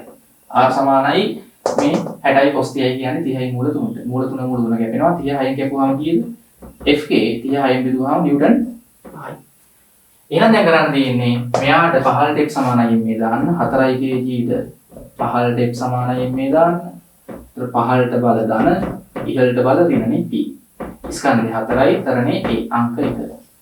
ඊට පස්සේ අර 6යි kg ඊට 6යි kg ඊට හරි 6යි kg ඊට එයා නිහළටනේ ආනතලයේ දිගේ ඉහළට x සමානයි මේ දාන්න. හරි ඉහළට x සමානයි මේ දාන්න. ඒතර a පැත්තට බල ධන. හරි a පැත්තට තියෙන බල මොනවද t? ධන. ඊට ප්‍රතිවිරුද්ධව තියෙන බල ගත්තොත් Fk තියෙනවනේ ඊට ඍණ Fk. හරි සහ මේ බරේ මෙන්න මේ පැත්තට ආපු සංරචකනේ ඒකත් දාන්න එපා 30 ඍණ 30. සමානයි එයාගේ ස්කන්ධය 6යි තරණේ. මෙතන t ඍණ Fk කීයද? අපිට ආවේ නිව්ටන් 5යි නේ. ඍණ 5 මෙතන ඍණ 30. 6යි a. ඒ කියන්නේ t ඍණ 35ක් එනවා 30යි 5යි 6යි a මේක අංක 2. දැන් යොතනින් ළමයි 1යි 2යි විසදලා තරණය හොයා ගන්නත් පුළුවන්. තන්තුවේ ආර්ධි බලය හොයන්නත් පුළුවන්. තන්තුවේ ආර්ධි බලය. තමයි දැන් මේ වගේ ගණන් වල අහනවා මේ කප්පිය මත ඇති වෙන දැන් ඔතන ආර්ධි බලය හෙව්වේ මේ දෙක විසදලා සහ තප්පර කීයකද මේක අහලා දෙන්නේ. තප්පර 4ක කාලයකදී දැන් නිශ්චලතාවයෙන් පටන් ගත්තේ පද්ධතිය මෙයක් නිශ්චලතාවය මෙයක් නිශ්චලතාවය. තප්පර 4ක් යද්දී ළමයි මෙයා පහළට ආපු දුර හොයන්න පුළුවන්. තරණේ හොයාගත්තට පස්සේනේ සාත් සමීකරණ දාලා මෙයා ඉහළට ගිය දුර හොයන්න පුළුවන් නේ. ඒ වගේම හෙව්වේ ප්‍රවේගය හොයන්න පුළුවන්. හරි v සමානයි u ධන at දාලා. දැන් ඔය වගේ දාලා ළමයි කප්පිය මත ඇති වෙන බලය අහනවනේ මේ. කප්පිය මත සමහර ගණන් වලින් අහලා තියෙනවා. විභාග ප්‍රශ්න වලින් තියෙනවා. කප්පිය මත ඇති වෙන බලය හෙව්වොත් ළමයි ඔය වගේ වෙලාවක බලන්න ඒ තන්තුවෙන් කප්පිය මත ඇති වෙන බලය මේ තන්තුවෙන් ළමයි කප්පිය මත ඇති වෙන බලය බලන්න tt නේ t වලගේ හොයා ගන්න පුළුවන් නේ. එතකොට ළමයි මෙතන බලන්න කෝණේ මේ මෙන්න මේ දෛශික දෙක අතර කෝණෙ මේ. මෙන්න මේ කෝණය තමයි එන්නේ. මේක අංශක තියෙනවා මේ කෝණය අංශක 60යි. එතකොට මේ දෛශික දෙක අතර කෝණය කීයද? අංශක 60යි. TT විශාලත්ව සමානයි. හරි ඉතින් කරන්න තියෙන්නේ ඉතින් මේ කප්පිය මත තන්තුවෙන් ඇති වෙන සම්ප්‍රයුක්ත බලය ගද්දී මේ දෙකේ සම්ප්‍රයුක්තය ගන්නවා. හරි සම්ප්‍රයුක්තය R කියන මොකක් හරි R නෝට් කියලා ගමුනේ. ඉතින් මෙතන ගෙලින් ඉතින් මෙයා වර්ග කරා මෙයා වර්ග කරානේ. හරි. වර්ගමූලය ගන්න හරියන්නේ නැහැ ලම්බක නැහැ. මම අර සූත්‍රය දානවා නන්නේ. ඒක සම්ප්‍රයුක්තයේ වර්ගයේ සමානයිනේ. හරි R වෙනවා නම් මතකද? එක සූත්‍රයක් තියෙනවා. දෛශික පාඩමේ ඉගෙන ගත්තා විශාලත්ව සමාන දෛශික දෙකක සම්ප්‍රයුක්තය වෙන කෙටි සූත්‍රයකුත් තියෙනවා. මතකද? මොකද මේ විශාලත්වයේ සමාන දෛශික දෙකක සම්ප්‍රයුක්තයේ දෛශික දෙක අතර කෝණය සමච්ඡේදනය කරලා යන්නේ දිශාව. ඒ වගේ වෙලාවක ඕන්න එකපාරම දෙවරක් එක් දෛශිකයක විශාලත්වයේ වතාවක් දෛශික දෙක අතර කෝණයෙන් භාගයක කොස්සගිය. දෛශික දෙක අතර කෝණයෙන් භාගයක කොස්සගිය. ඔතනින් ගන්නත් පුළුවන්. කොස් 30 තමයි දාන්න ඕනේ. එහෙම නැත්නම් අපේ සාමාන්‍ය සූත්‍රෙන්නේ ඕනම දෛශික දෙකක සම්ප්‍රයුක්තය ගන්න. ඕනම ආනත දෛශික දෙකක සම්ප්‍රයුක්තයේ R නෝට් වර්ග සමානයි මෙතන t වර්ග දාන t වර්ග. දාන දෙවරක් t වතාවක් t. p වර්ග දාන q වර්ග දාන 2pi q cos. එතකොට දාන්නේ කෝණේ දෛශික දෙක අතර cos අංශයට හැටි. හරි මේකෙන් හැදුවත් තමයි මේ r නෝට් එකම උත්තරයක් එන්නේ. ඊට පස්සේ ආයි වර්ගමූලය ගන්නත් ඕනේ. පස්සේ වර්ගමූලය ගන්නත් ඕනේ. මේක සුළු කරාම එන උත්තරේ මේක සුළු කරාම එන උත්තරේ සමානයි. හරි ඒක පොඩ්ඩක් මතක තියාගන්න වැදගත්. පැහැදිලිද? ඒ වගේ ගණන් ළමයි ආපු ඒවා තියෙනවා.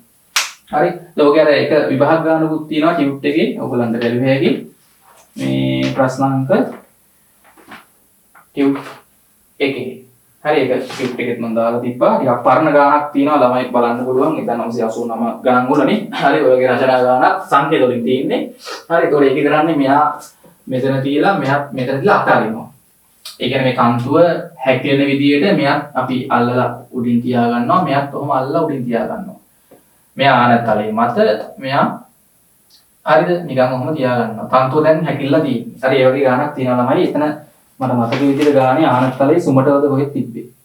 ඔව් ආනත් තලයේ සුමටව තියෙන්නේ. හරිද? ඒක පොඩක් ඕනත් එක්ක බලන්න මේ ආනත් තලයේ සුමට ආනත් තලයක් මත හරි රචනා ගානක් නා ඒකේ අවුරුද්ද බලන්න දාලා ඇති. ඒක තමයි ආනත් තලයේ දීලා තියෙන්නේ මෙන්න මෙහෙම තියෙන්නේ තනිකර. ආනත් තලයේ මේ විදිහට තියෙන්නේ. හරි මෙන්න මෙතන කෝණය තමයි ඇල්ෆා කියලා දීලා තියෙන්නේ. ඇල්ෆා. හරි. මෙතන තියෙනවා මේ කප්පියනේ. උඩ මුදුනේ. දැන් මෙතන කෝණය නෙමෙයි දීලා තියෙන්නේ මෙතන කෝණය. එතකොට මේකේ කරලා තියෙන ආරම්භයේදී අර වස්තු දෙක මේ වගේ තියලා ළඟින්. හරි. කප්පිය ආසන්නයේ තියෙන වස්තු දෙක තන්තුවක් කැට ගහලා තියෙන්නේ. හරි. මුලින්ම දැන් තන්තුව ළමයි ඔහම හැකිලිලා තියෙන්නේ. හැකිලිච්ච තන්තුවක් තියෙන්නේ. හරි. ඔහම හැකිලිච්ච තන්තුව ඔහම තියෙනවා. කොහොමද කියලා අතාරිනවා තමයි. අතාරියාම ළමයි දැන් තන්තුවේ ආර්ධි බලය අරින්නේ තන්තුව හැකිල්ලානේ. ඒතකොට මෙයා සුමට තලයක්. මෙයා පහළට ළමයි මේ පැත්තට එන තරණ කීයද? මෙයා පහළට එන තරණ අපි අර කලින් ඔප්පු කරා. g sin θ. කියන්නේ මේ කෝණේ θ නම් මෙයා එන තරණේ g sin θ. දැන් අතන ළමයි මේ කෝණේ නෙමෙයි අපිට ගන්න දීලා තියෙන්නේ මේ කෝණේ. ඒකට ඕගොල්ලන්ට ගන්න වෙනවා. හරි මේ θ කියන්නේ එතකොට මොකද්ද? දැන් මෙතන ඕගොල්ලන්ට පේනවා θ දාන ඇල්ෆා සමානයි 90යි. ඒක θ වෙනුවට අපිට දාන්න වෙන්නේ 90 ඍණ ඇල්ෆා. හරි එතකොට මෙතන g sin 90 ඍණ ඇල්ෆා. දැන් අපි කලින් ගණන් වල ආනතලයේ ආනතිය ගත්ත තිරසත් එක්කනේ. එතකොට ආවේ g sin θ. ගාන මේක දීලා තියෙන්නේ මෙතන කෝණය ඇල්ෆා කියලා. එතකොට මේ කෝණය ඇසුරෙන් ලියා ගන්න වෙනවා මේක. එතකොට මෙතන එන්නේ ළමයි g වතාවක් sin 90 ඍණ ඇල්ෆා කියන්නේ cos ඇල්ෆා. හරි අන්න එහෙමයි එන්නේ මෙයා පහළට එන තරණය.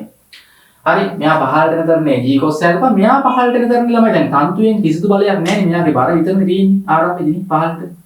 හරි මෙයාදුත් මේ පැත්තට එන මේ බරේ සංරචක විතරයි තියෙන්නේ. දැන් බර මෙයාගේ මොකක් හරි m2g නම් මෙයාගේ මෙහාට එන සංරචකේ m2g හරි සංරචක විභේදනය කරලා ගන්න මේක උනෙත් එක්ක.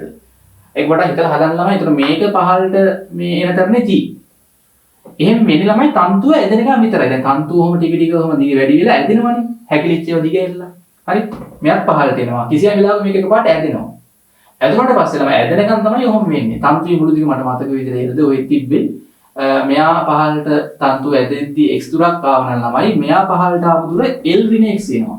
හරිනේ l ඍණ x කැපිලා ගියාම l තමයි තන්තුවේ දිග. හරි අනේක පොඩ්ඩක් හදලා ගන්න ඕනේ. ඊමසෝක ඇදුනට පස්සේ ආයෙ ළමයි පද්ධතිය චලිතය වෙනස් වෙනවා. එතකොට මේ වගේ. පාර වැඩි පැත්ත බලන්න මේ පැත්තද මේ පැත්තද ඒ අනුව මේක යන දිශාව තීරණය කරලා ආයි f සමාන m දාන්නා මේ වගේ.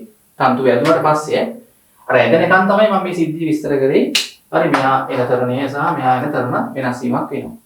ඇදුනට පස්සේ පද්ධතිය එකට සම්බන්ධ වෙලා වැඩි බලය පැත්තට යයි මෙහා හෝ මෙහා බලන්න. එතකොට අර වගේ එකම ආකෘතියක් මාක් කරලා ආයි f සමාන m දාලා හදන්න පුළුවන්. හරි ඒක රචනා ගානක් ඕගලන්ට පාස් වෙලස්වලත් බැලුවේ හැකි තියෙනවා. හොඳයි. මේක තව එක කොටසක් අපිට කතා කරන්න තියෙනවා. අපි ඒකත් බලමු ඉක්මනට. එතනම මේකේ අපිට තව කතා කරන්න තියෙනවා මේ අංශු කදම්බයක් ඇවිල්ලා පුෂ්ඨයක වැදුනහම ඇතිවන බලය සහ පීඩනය සහ ප්‍රකාශන ගන්න තියෙනවා. හරි. දැන් මේකේ අවස්ථා නිව්ටන් නියම වල. දැන් අපි ජල පිහිරක් කියන්නේ ජල පහරක් අපි හෝස් එකකින් ජල කදම්බයක් බිත්තියක වදින්න අල්ලන හෝස් එකකින් කොහොම අල්ලන් ඉද්දි ජල පහර ඇවිල්ලා බිත්තිය වැදිලා සමාල්ලාට අපි කියනවා පොලා පයින්නවා. පොලා පයින්නවා කියන ළමයි මොකක් හරි පුෂ්ඨයකට ගැහුවාම මේක ආපස්සට පොලා පයින්නවා. ආපස්සට එන්න ගන්නවා. සමහර ඒවාට කියනවා පොලා පනින්නේ නැහැ. පොලා නොපනිනවා. ඒ කියන්නේ බිත්තියේ වැදිලා බේරෙනවා. හරි? බිත්තියේ වැදිලා බේරෙන අවස්ථාවක් තියෙනවා. හරි? දැන් අපි ගත්තොත් ඉස්සෙල්ලාම හිතමු පොලා පයින්නේ නැහැ කියලා. මේ ජල කදම්බේ අපි ගත්තොත් මේ වගේ හෝස් එකකින් ජල පහර ජල අංශුනේ වදින්නේ. ජල පහර ගිහිල්ලා අර බිත්තියේ වදිනවා. හරි? මේ ආකාරයට බිත්තියේ වදිනවා. හරි එතකොට මේකේ තමයි දැන් මේකේ වර්ගඵලයක් තියෙනවා ජල කදම්බේ. සහ ජලයේ ඝනත්වය එහෙම වැදගත්. හරි ජලයේ ඝනත්වයක් තියෙනවා. එතකොට මේක යන ප්‍රවේගයක් තියෙනවනේ. හරි මේ පැත්තට යන ප්‍රවේගයක් තියෙනවා. ප්‍රවේගය ගන්න v කියලා. අපි දැන් මේ වගේ ගණන් හදද්දී තප්පරයක් වගේ සලකනවා නම් ලේසි. මොකද ගම්‍යතා වෙනස් වීමේ ශ්‍රීකතාවෙන් බලයෙන්නේ. තප්පරයක් සැලකුවොත් ළමයි දැන් ප්‍රවේගය කියන්නේ තප්පරයකට යන දුරනේ. මම තප්පර එක කාලයක් සැලකුවොත් ළමයි මේ ජල කදම්බය ඇත්තටම මේ ජල කදම්බේ දිග සිලින්ඩරාකාර ජල කදම්බයක් නේ තියෙන්නේ. v දුරක් මෙහාට යනවනේ. තප්පරයකදී මේ බිත්තිය, මේ තියෙන බිත්තිය, සිරස් බිත්තිය, මේ ජලය. හරි? මේ ජලය v ප්‍රවේගයෙන් ගිහලා බිත්තියේ වැදිලා පහළට බේරෙනවා. ඒ කියන්නේ වැදුනට පස්සේ ප්‍රවේගي බිඳුවක් වෙනවා. හරි? ආරම්භක ප්‍රවේගය තමයි u. u කියන්නේ මේ v හරි? මේ u ප්‍රවේගයෙන් යන ජලයේ ප්‍රවේගය හිතන්නකො u කියලා තප්පරයට මීටර u. ජලයේ ගමන් කරන ප්‍රවේගයේ තප්පරයට මීටර u. අවසාන ප්‍රවේගය ළමයි දැන් මේක පොලා පනින්නේ නැහැ නේ බිත්තියේ වැදිලා බේරෙද්දී අවසාන ප්‍රවේගය කියන්නේ කියන්නේ අර සිරස් ප්‍රවේගයේ බිඳුවක් වෙනවා. පොලා පනින්නේ නැහැ. වැදිලා මේ පැත්තට ආවම වෙන්නේ නැහැ කියන්නේ මේ පැත්තට තියෙන ප්‍රවේගයේ බිඳුවක් වෙනවා. ඒ කියන්නේ මේක දිගේ බේරෙනවානේ.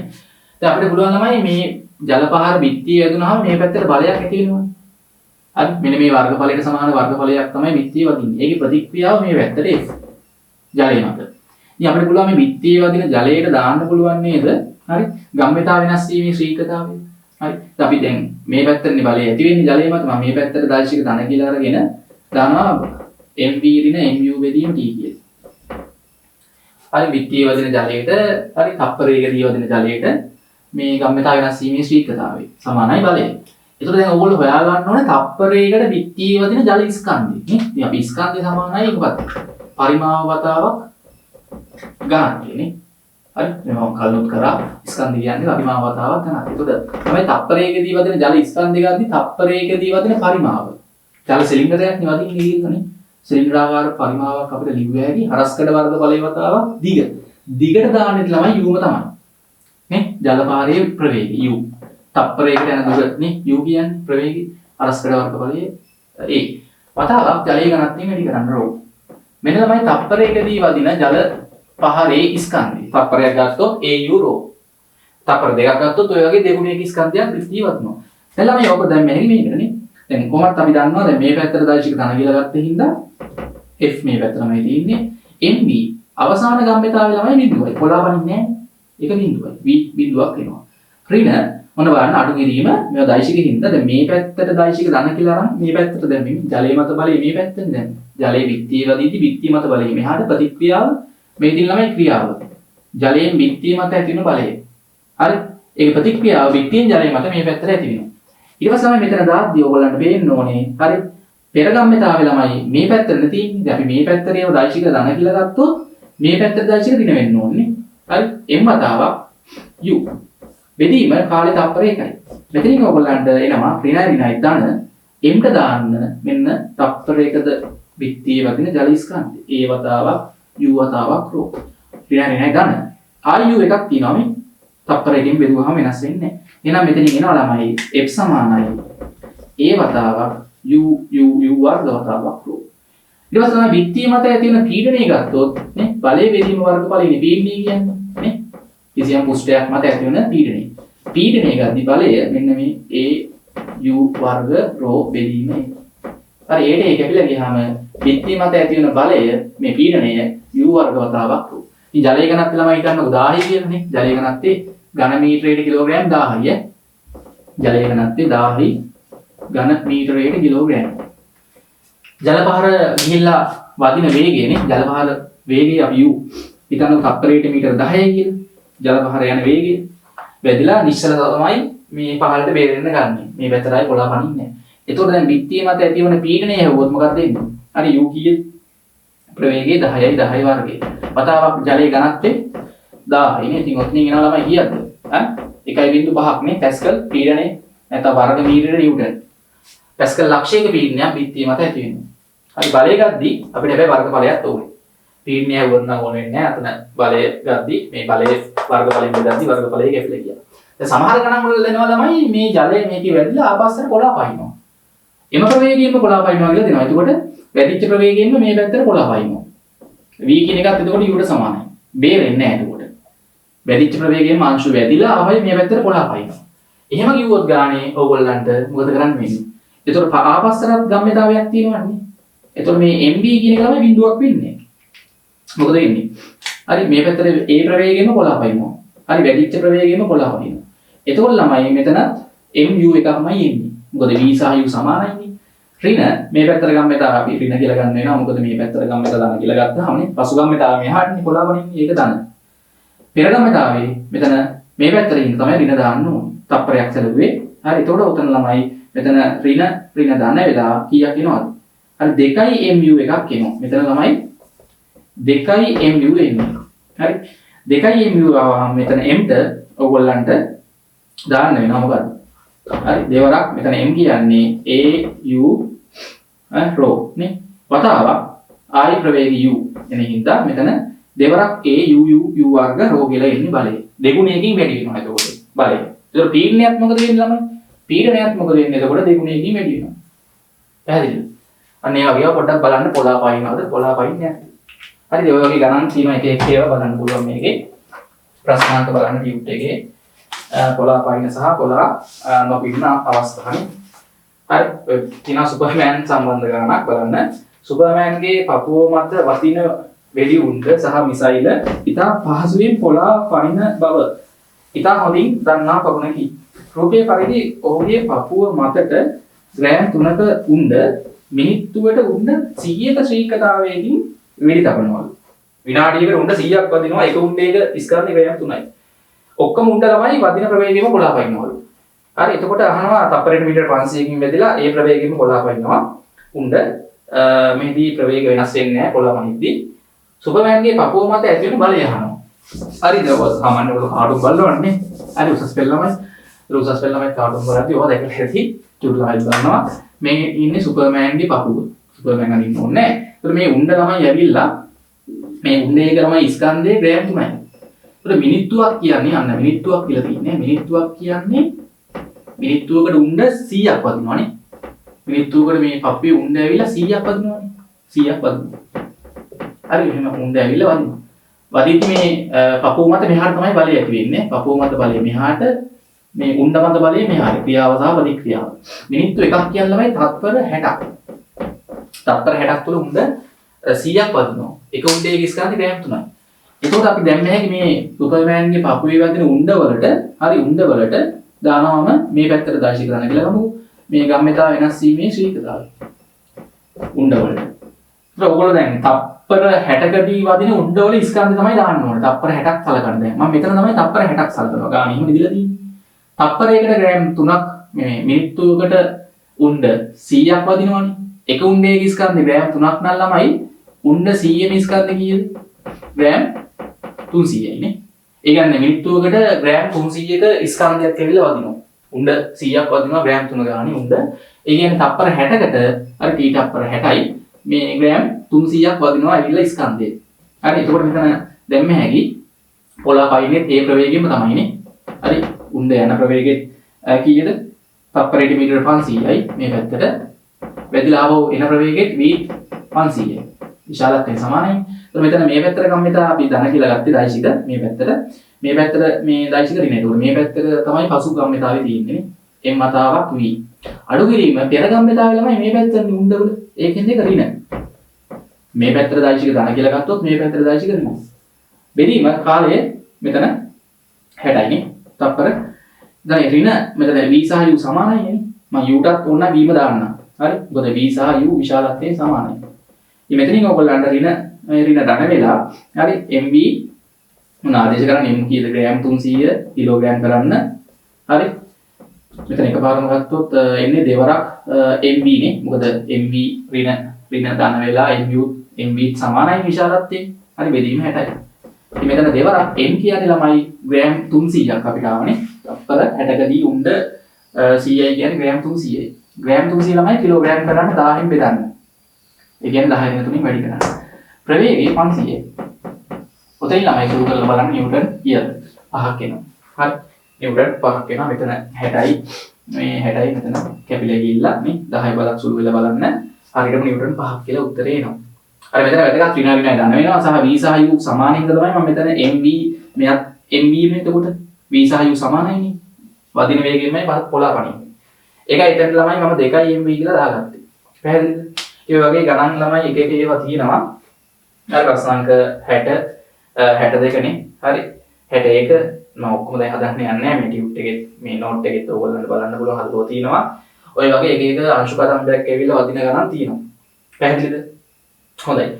ඊට පස්සේ මේක දැන් අපිට තව එක කොටසක් තියෙනවා මේ ගම්මිතාවයත් එක්ක ආවේගය කියන කොටසනේ. ආවේගයත් එක්ක අපි ඒක කරලා නවත්වමු මෙතන. හොඳයි ළමයි. දැන් අපිට තව කොටසක් තියෙනවා මේ ආවේගය කියන කොටස.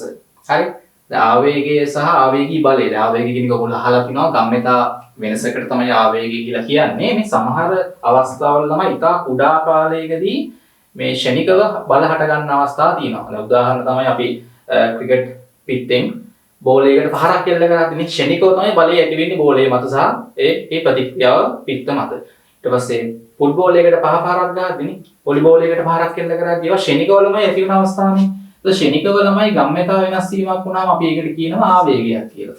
ඊටා කුඩා කාලයකදී වගක් හරි වස්තුවක ගම්මිතා වෙනස් වීමක් වුණාම අපි කියන්නේ ආවේගයක් කියලා. ආවේග කියලා කියන්නේ ගම්මිතා වෙනසම තමයි. ඒ වගේ වෙලාවක ඇතිවන බලයට කියනවා ආවේගී බලය කියලා. හරි දැන් ගන්න මොකක් හරි අපි ගත්තොත් මේ වෙලාවේ හරි වස්තුවක් හිතන්න මෙන්න ක්‍රිකට් පිත්ත. හරි ක්‍රිකට් පිත්ත පැත්තට මොකක් හරි බෝලයක් හරි ග්‍රෑම් 500ක ස්කන්ධයක් තියෙන වස්තුවක් එනවා බෝලේ මේ ක්‍රිකට් පිත්ත පැත්තට නේ. ඇවිල්ලා මේක වැදිලා කිසියම් ප්‍රවේගයකින් එන්නේ හිතන්නකො මෙතන u තප්පරයට මීටර 10යි කියලා ප්‍රවේගිනේ. ඇවිල්ලා මේක වදිනවනේ. මෙන්න ගැටී පවතින අවස්ථාව. පොඩි කාලයක්නේ ගැටී පවතින්නේ බෝලේ.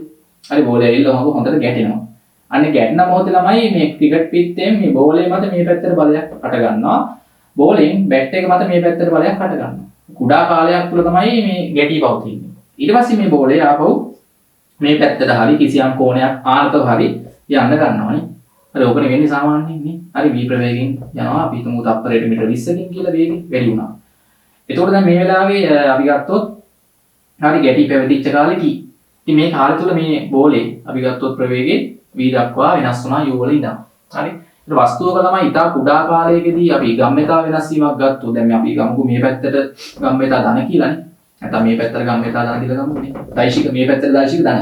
හරි බෝලේ සලකලා හරි බෝලේ ගම්මිතා වෙනස් වීමේ සිදුවීමනේ. බෝලේ ගම්මිතා වෙනස් වීම සැලකුවොත් මම කියන්න මම මේ පැත්තට දෛශික ධන කියලා ගත්තොත් මේ බෝලේ මත බලේ මේ පැත්තට.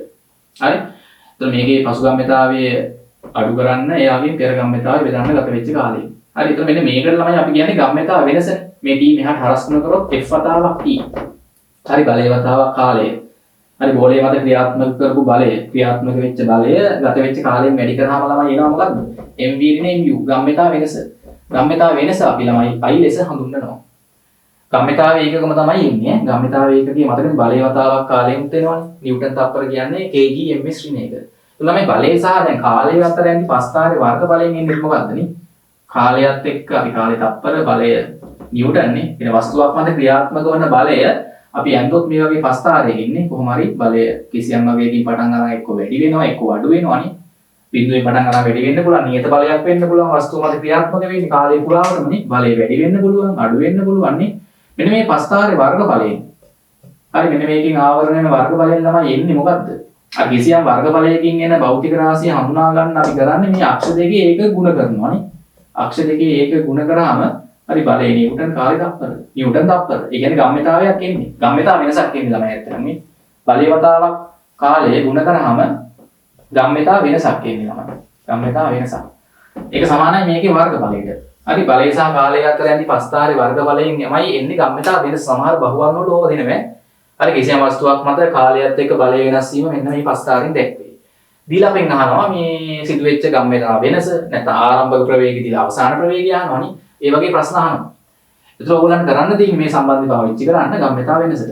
ඉතින් මෙතන දැන් ඕගොල්ලන්ට බලය හොයන්න ඕන නම් කාලය හරි ඊට පස්සේ අපිට මේකේ පසු ගම්මිතාවයනේ පෙර ගම්මිතාවය මේකෙත් හැබැයි ළමයි අර අපි දැනගන්න ඕනේ දෛශිකෙ හින්දා එක පැත්තකට දෛශික ධන කියලා ගත්තොත් නේ මේ පැත්තට දෛශික ධන කියලා ගත්තොත් පසු ගම්මිතාවය මේ පැත්තටම තමයි නේ ධන MB. හැබැයි ඍණ මෙතන පෙර ගම්මිතාවය ළමයි මේ පැත්තට හින්දා ආයේ ඍණ MU තමයි දාන්න ඕනේ නේ. හරි. එතකොට මෙතන F වතාවක් T හරි පසු ගම්මිතාවය ගත්තොත් ස්කන්ධය නම් 0.5 කිලෝග්‍රෑම් නේ.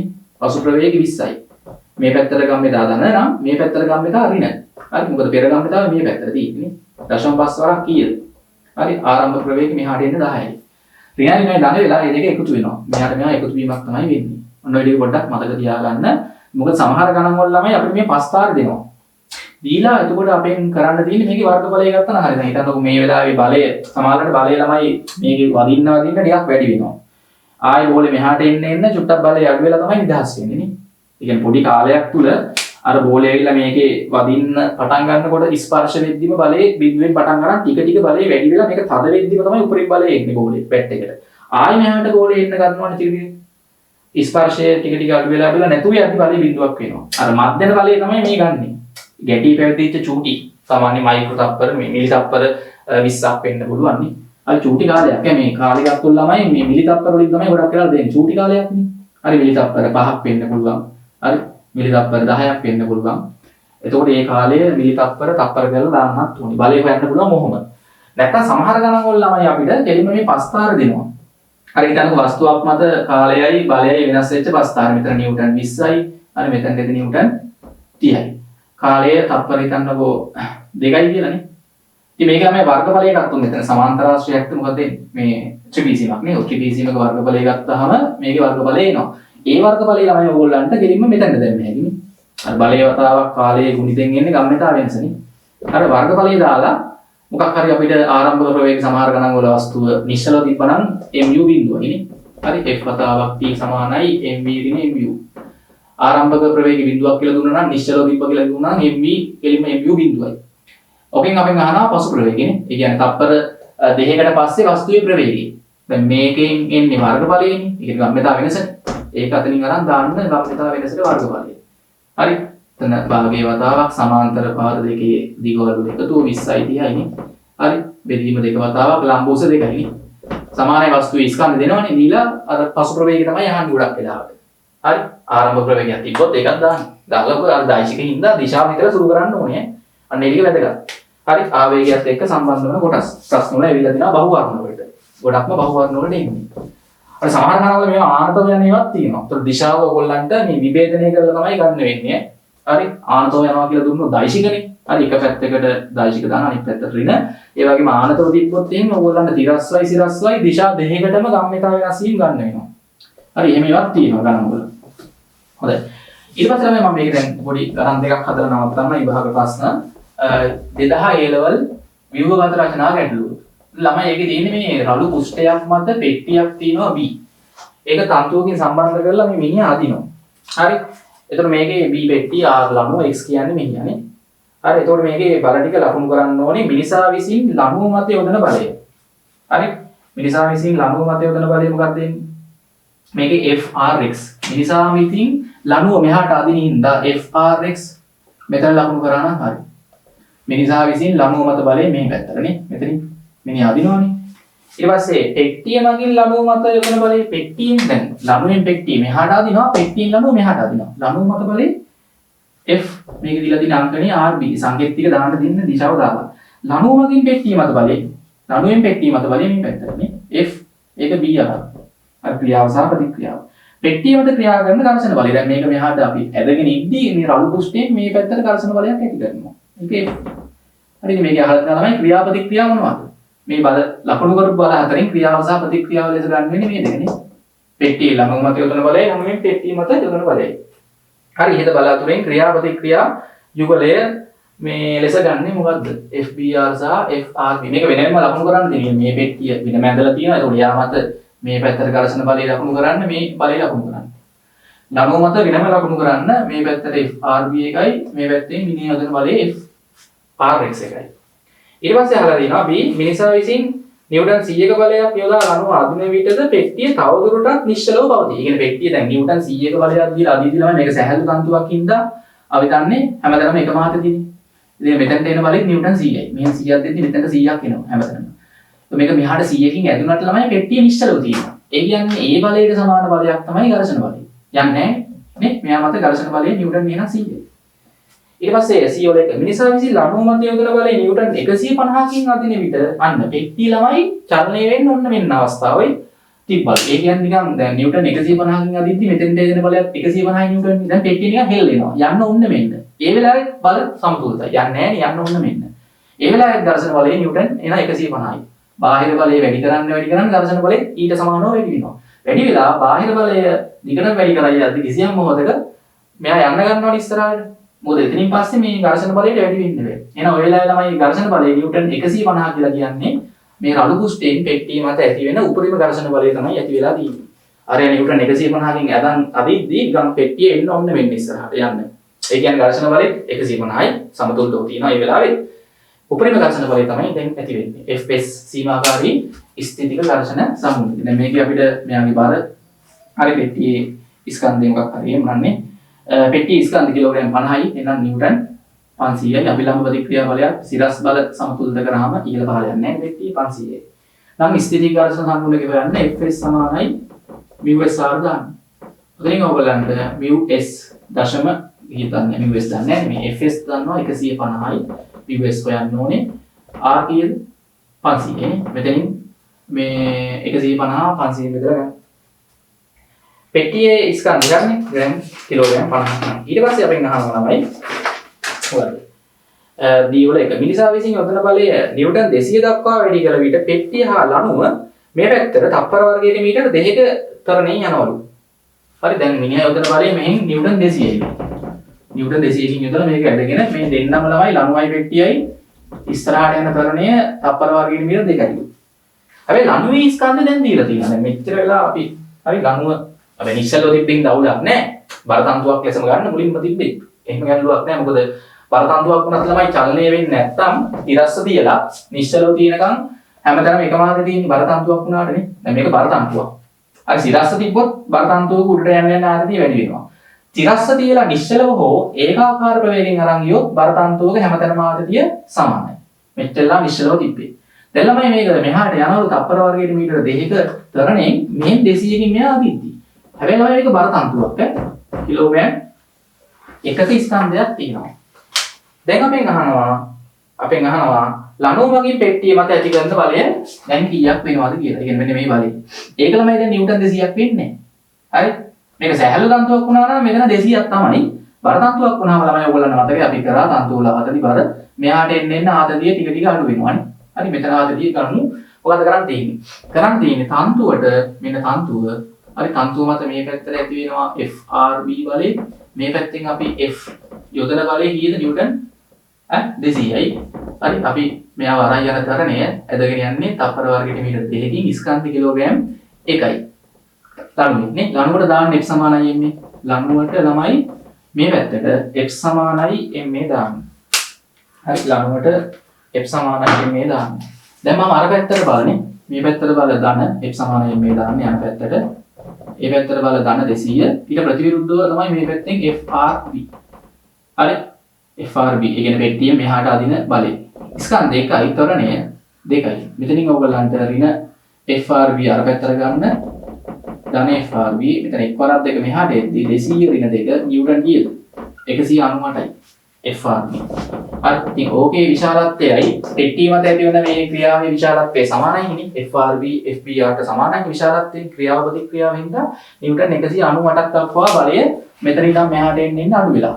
තන්තුවේ හරිම දාතදී නිව්ටන් 199ක් වෙනවා කියන්නේ. අඩු වෙලා එක ටික අඩු වෙනවා. දැන් පෙට්ටිය මත මෙහාට එදෙන බලෙත් එනම් නිව්ටන් 198යි. එළමයි මේක මෙහාට යන හින්දා ගතික ඝර්ෂණ බලය තමයි දැන් ඇති වෙන්නේ.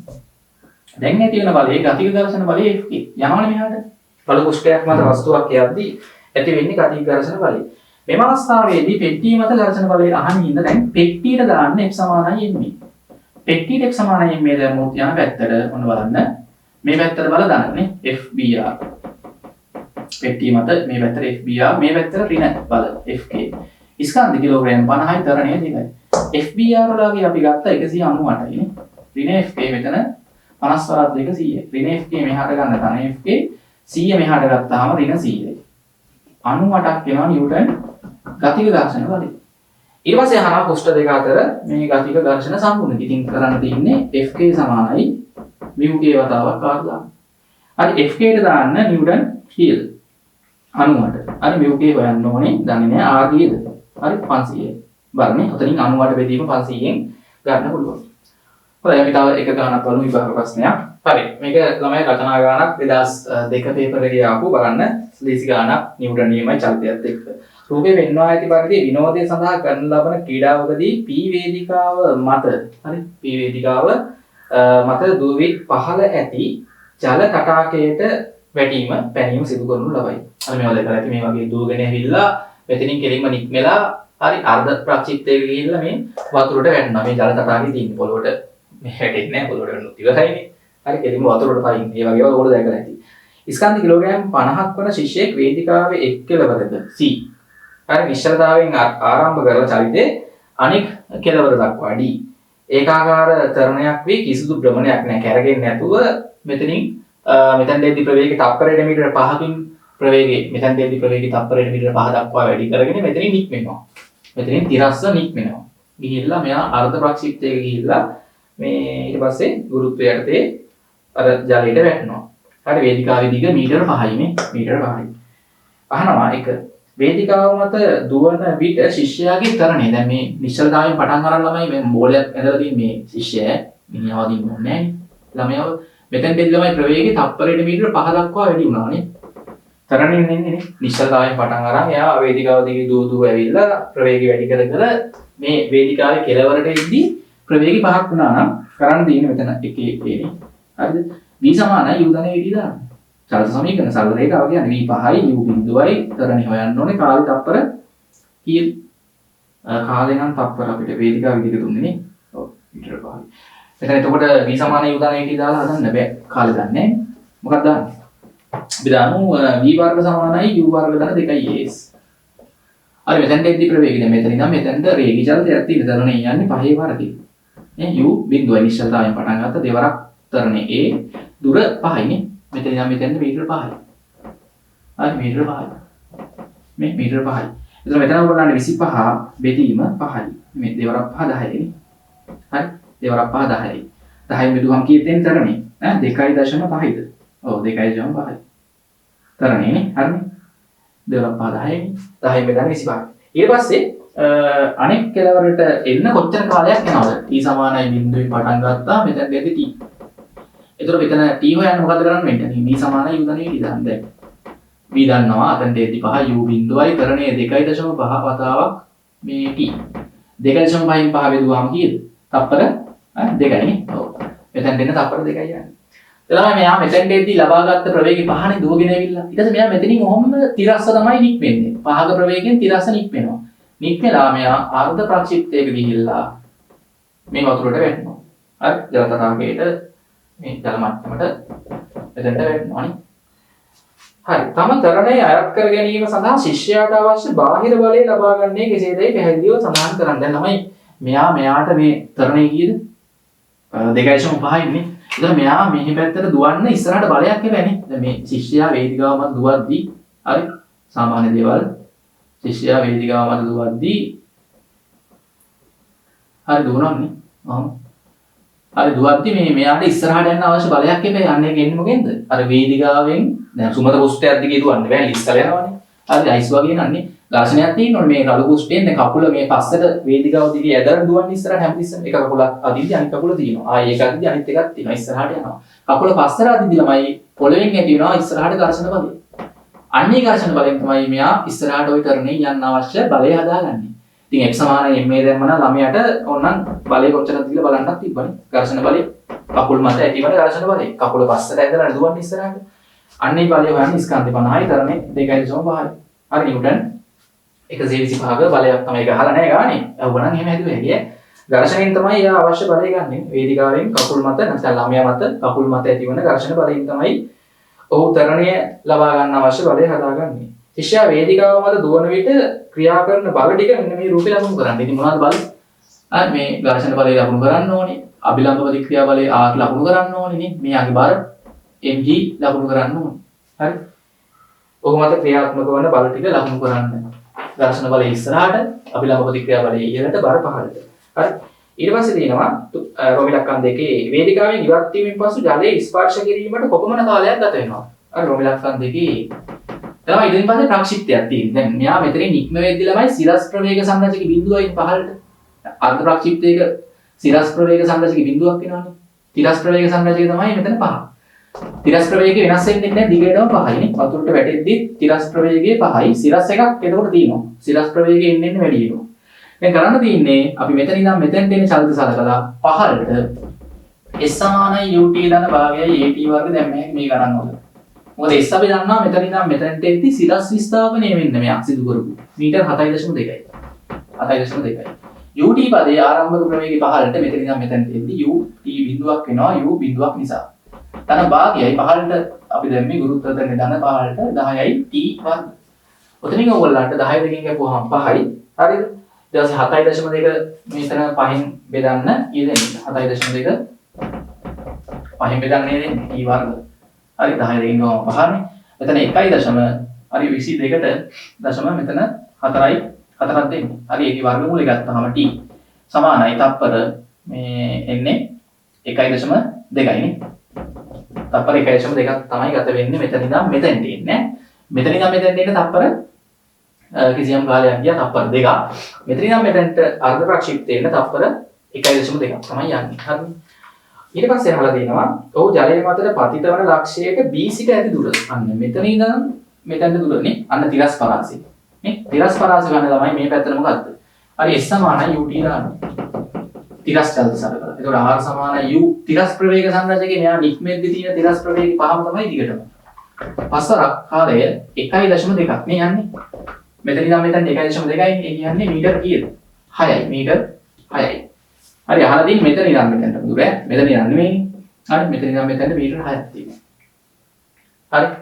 පැහැදිලි. ඊට පස්සේ ශිෂ්‍යයා වාතය තුල වැටෙද්දී ඔහු මත ක්‍රියාත්මක වන බල. දැන් මෙයා වාතය තුල ඔහොම වැටෙද්දී මොකද වෙන්නේ? හරි. ඉතින් එයා මත බල තියෙන අභිලම්බ ප්‍රතික්‍රියා බල නැහැ නේ. බර තියෙනවනේ. බර විතරයිනේ. වෙන බල නැහැ. වාත ප්‍රතිරෝධී බල සලකන්න එපා. හරි. නිකන් වස්තුවක් පහළට වැදෙද්දී එයාගේ බර විතරයි තියෙන්නේ. වාත ප්‍රතිරෝධී බලය තිබ්බොත් ලකුණු කරන්න ඕනේ. දැන් අවශ්‍ය නැහැ. හරි. හොඳයි. ඊට පස්සේ අහලා දිනවා ආරම්භයේ සිට ජලයේ ස්පර්ශ කරන තුරු ශිෂ්‍යයාගේ ප්‍රවේගයේ තිරස් සංරචකයේ සඳහා ප්‍රවේග කාල පස්තාරය අඳින්නලු. ඉතින් මේකේ පස්තාරය අඳුනොත් මොකක්ද වෙන්නේ? ආරම්භයේ සිටනේ. ඒ කියන්නේ t සමානයි බිඳුවේ ඉඳන් තප්පර 2ක් යනකම් මොකද වෙන්නේ? ප්‍රවේගය ඒකාකාරව වැඩි වුණානේ. නිශ්චලතාවයෙන් පටන් අරන් ප්‍රවේගය කීය දක්වාද? 5 දක්වා වැඩි වුණා. තිරස් ප්‍රවේග සංරචකයේ කොහොමද මෙතන ඉඳන් මෙතනට තිරස්ම තමයි තියෙන්නේ ප්‍රවේගය. ඊට පස්සේ මෙතන ඉඳන් මෙතනට එද්දි තිරස් ප්‍රවේග සංරචකයේ දිගටම කීයද? සම්ප්‍රයුක්ත ප්‍රවේග නෙමෙයි අහලා තියෙන්නේ. තිරස් ප්‍රවේග සංරචකයේ ඒක දිගටම 5යිනේ. හරි එතන තිරස් ප්‍රවේග සංරචක තමයි අදින්න කියලා තියෙන්නේ. කොහොමද මෙතන ඉඳන් මෙතනට නම් ප්‍රවේගය තිරස්මයි තියෙන්නේ සම්ප්‍රයුක්ත ප්‍රවේගය. අතන ඉඳන් අතනට යද්දී තිරස් ප්‍රවේග සංරචකයේ දිගටම 5යි.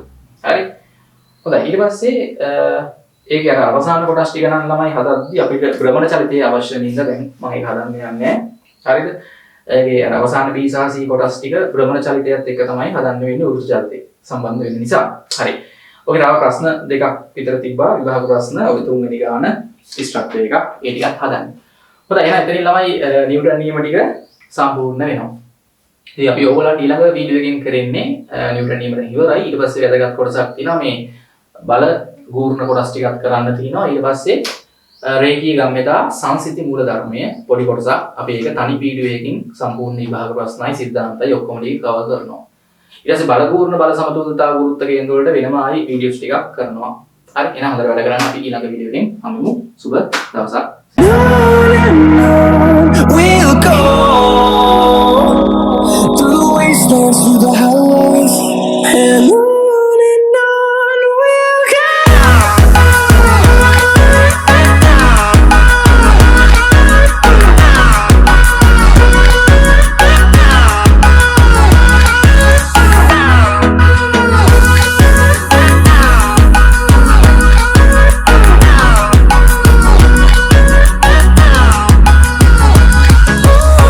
we'll go.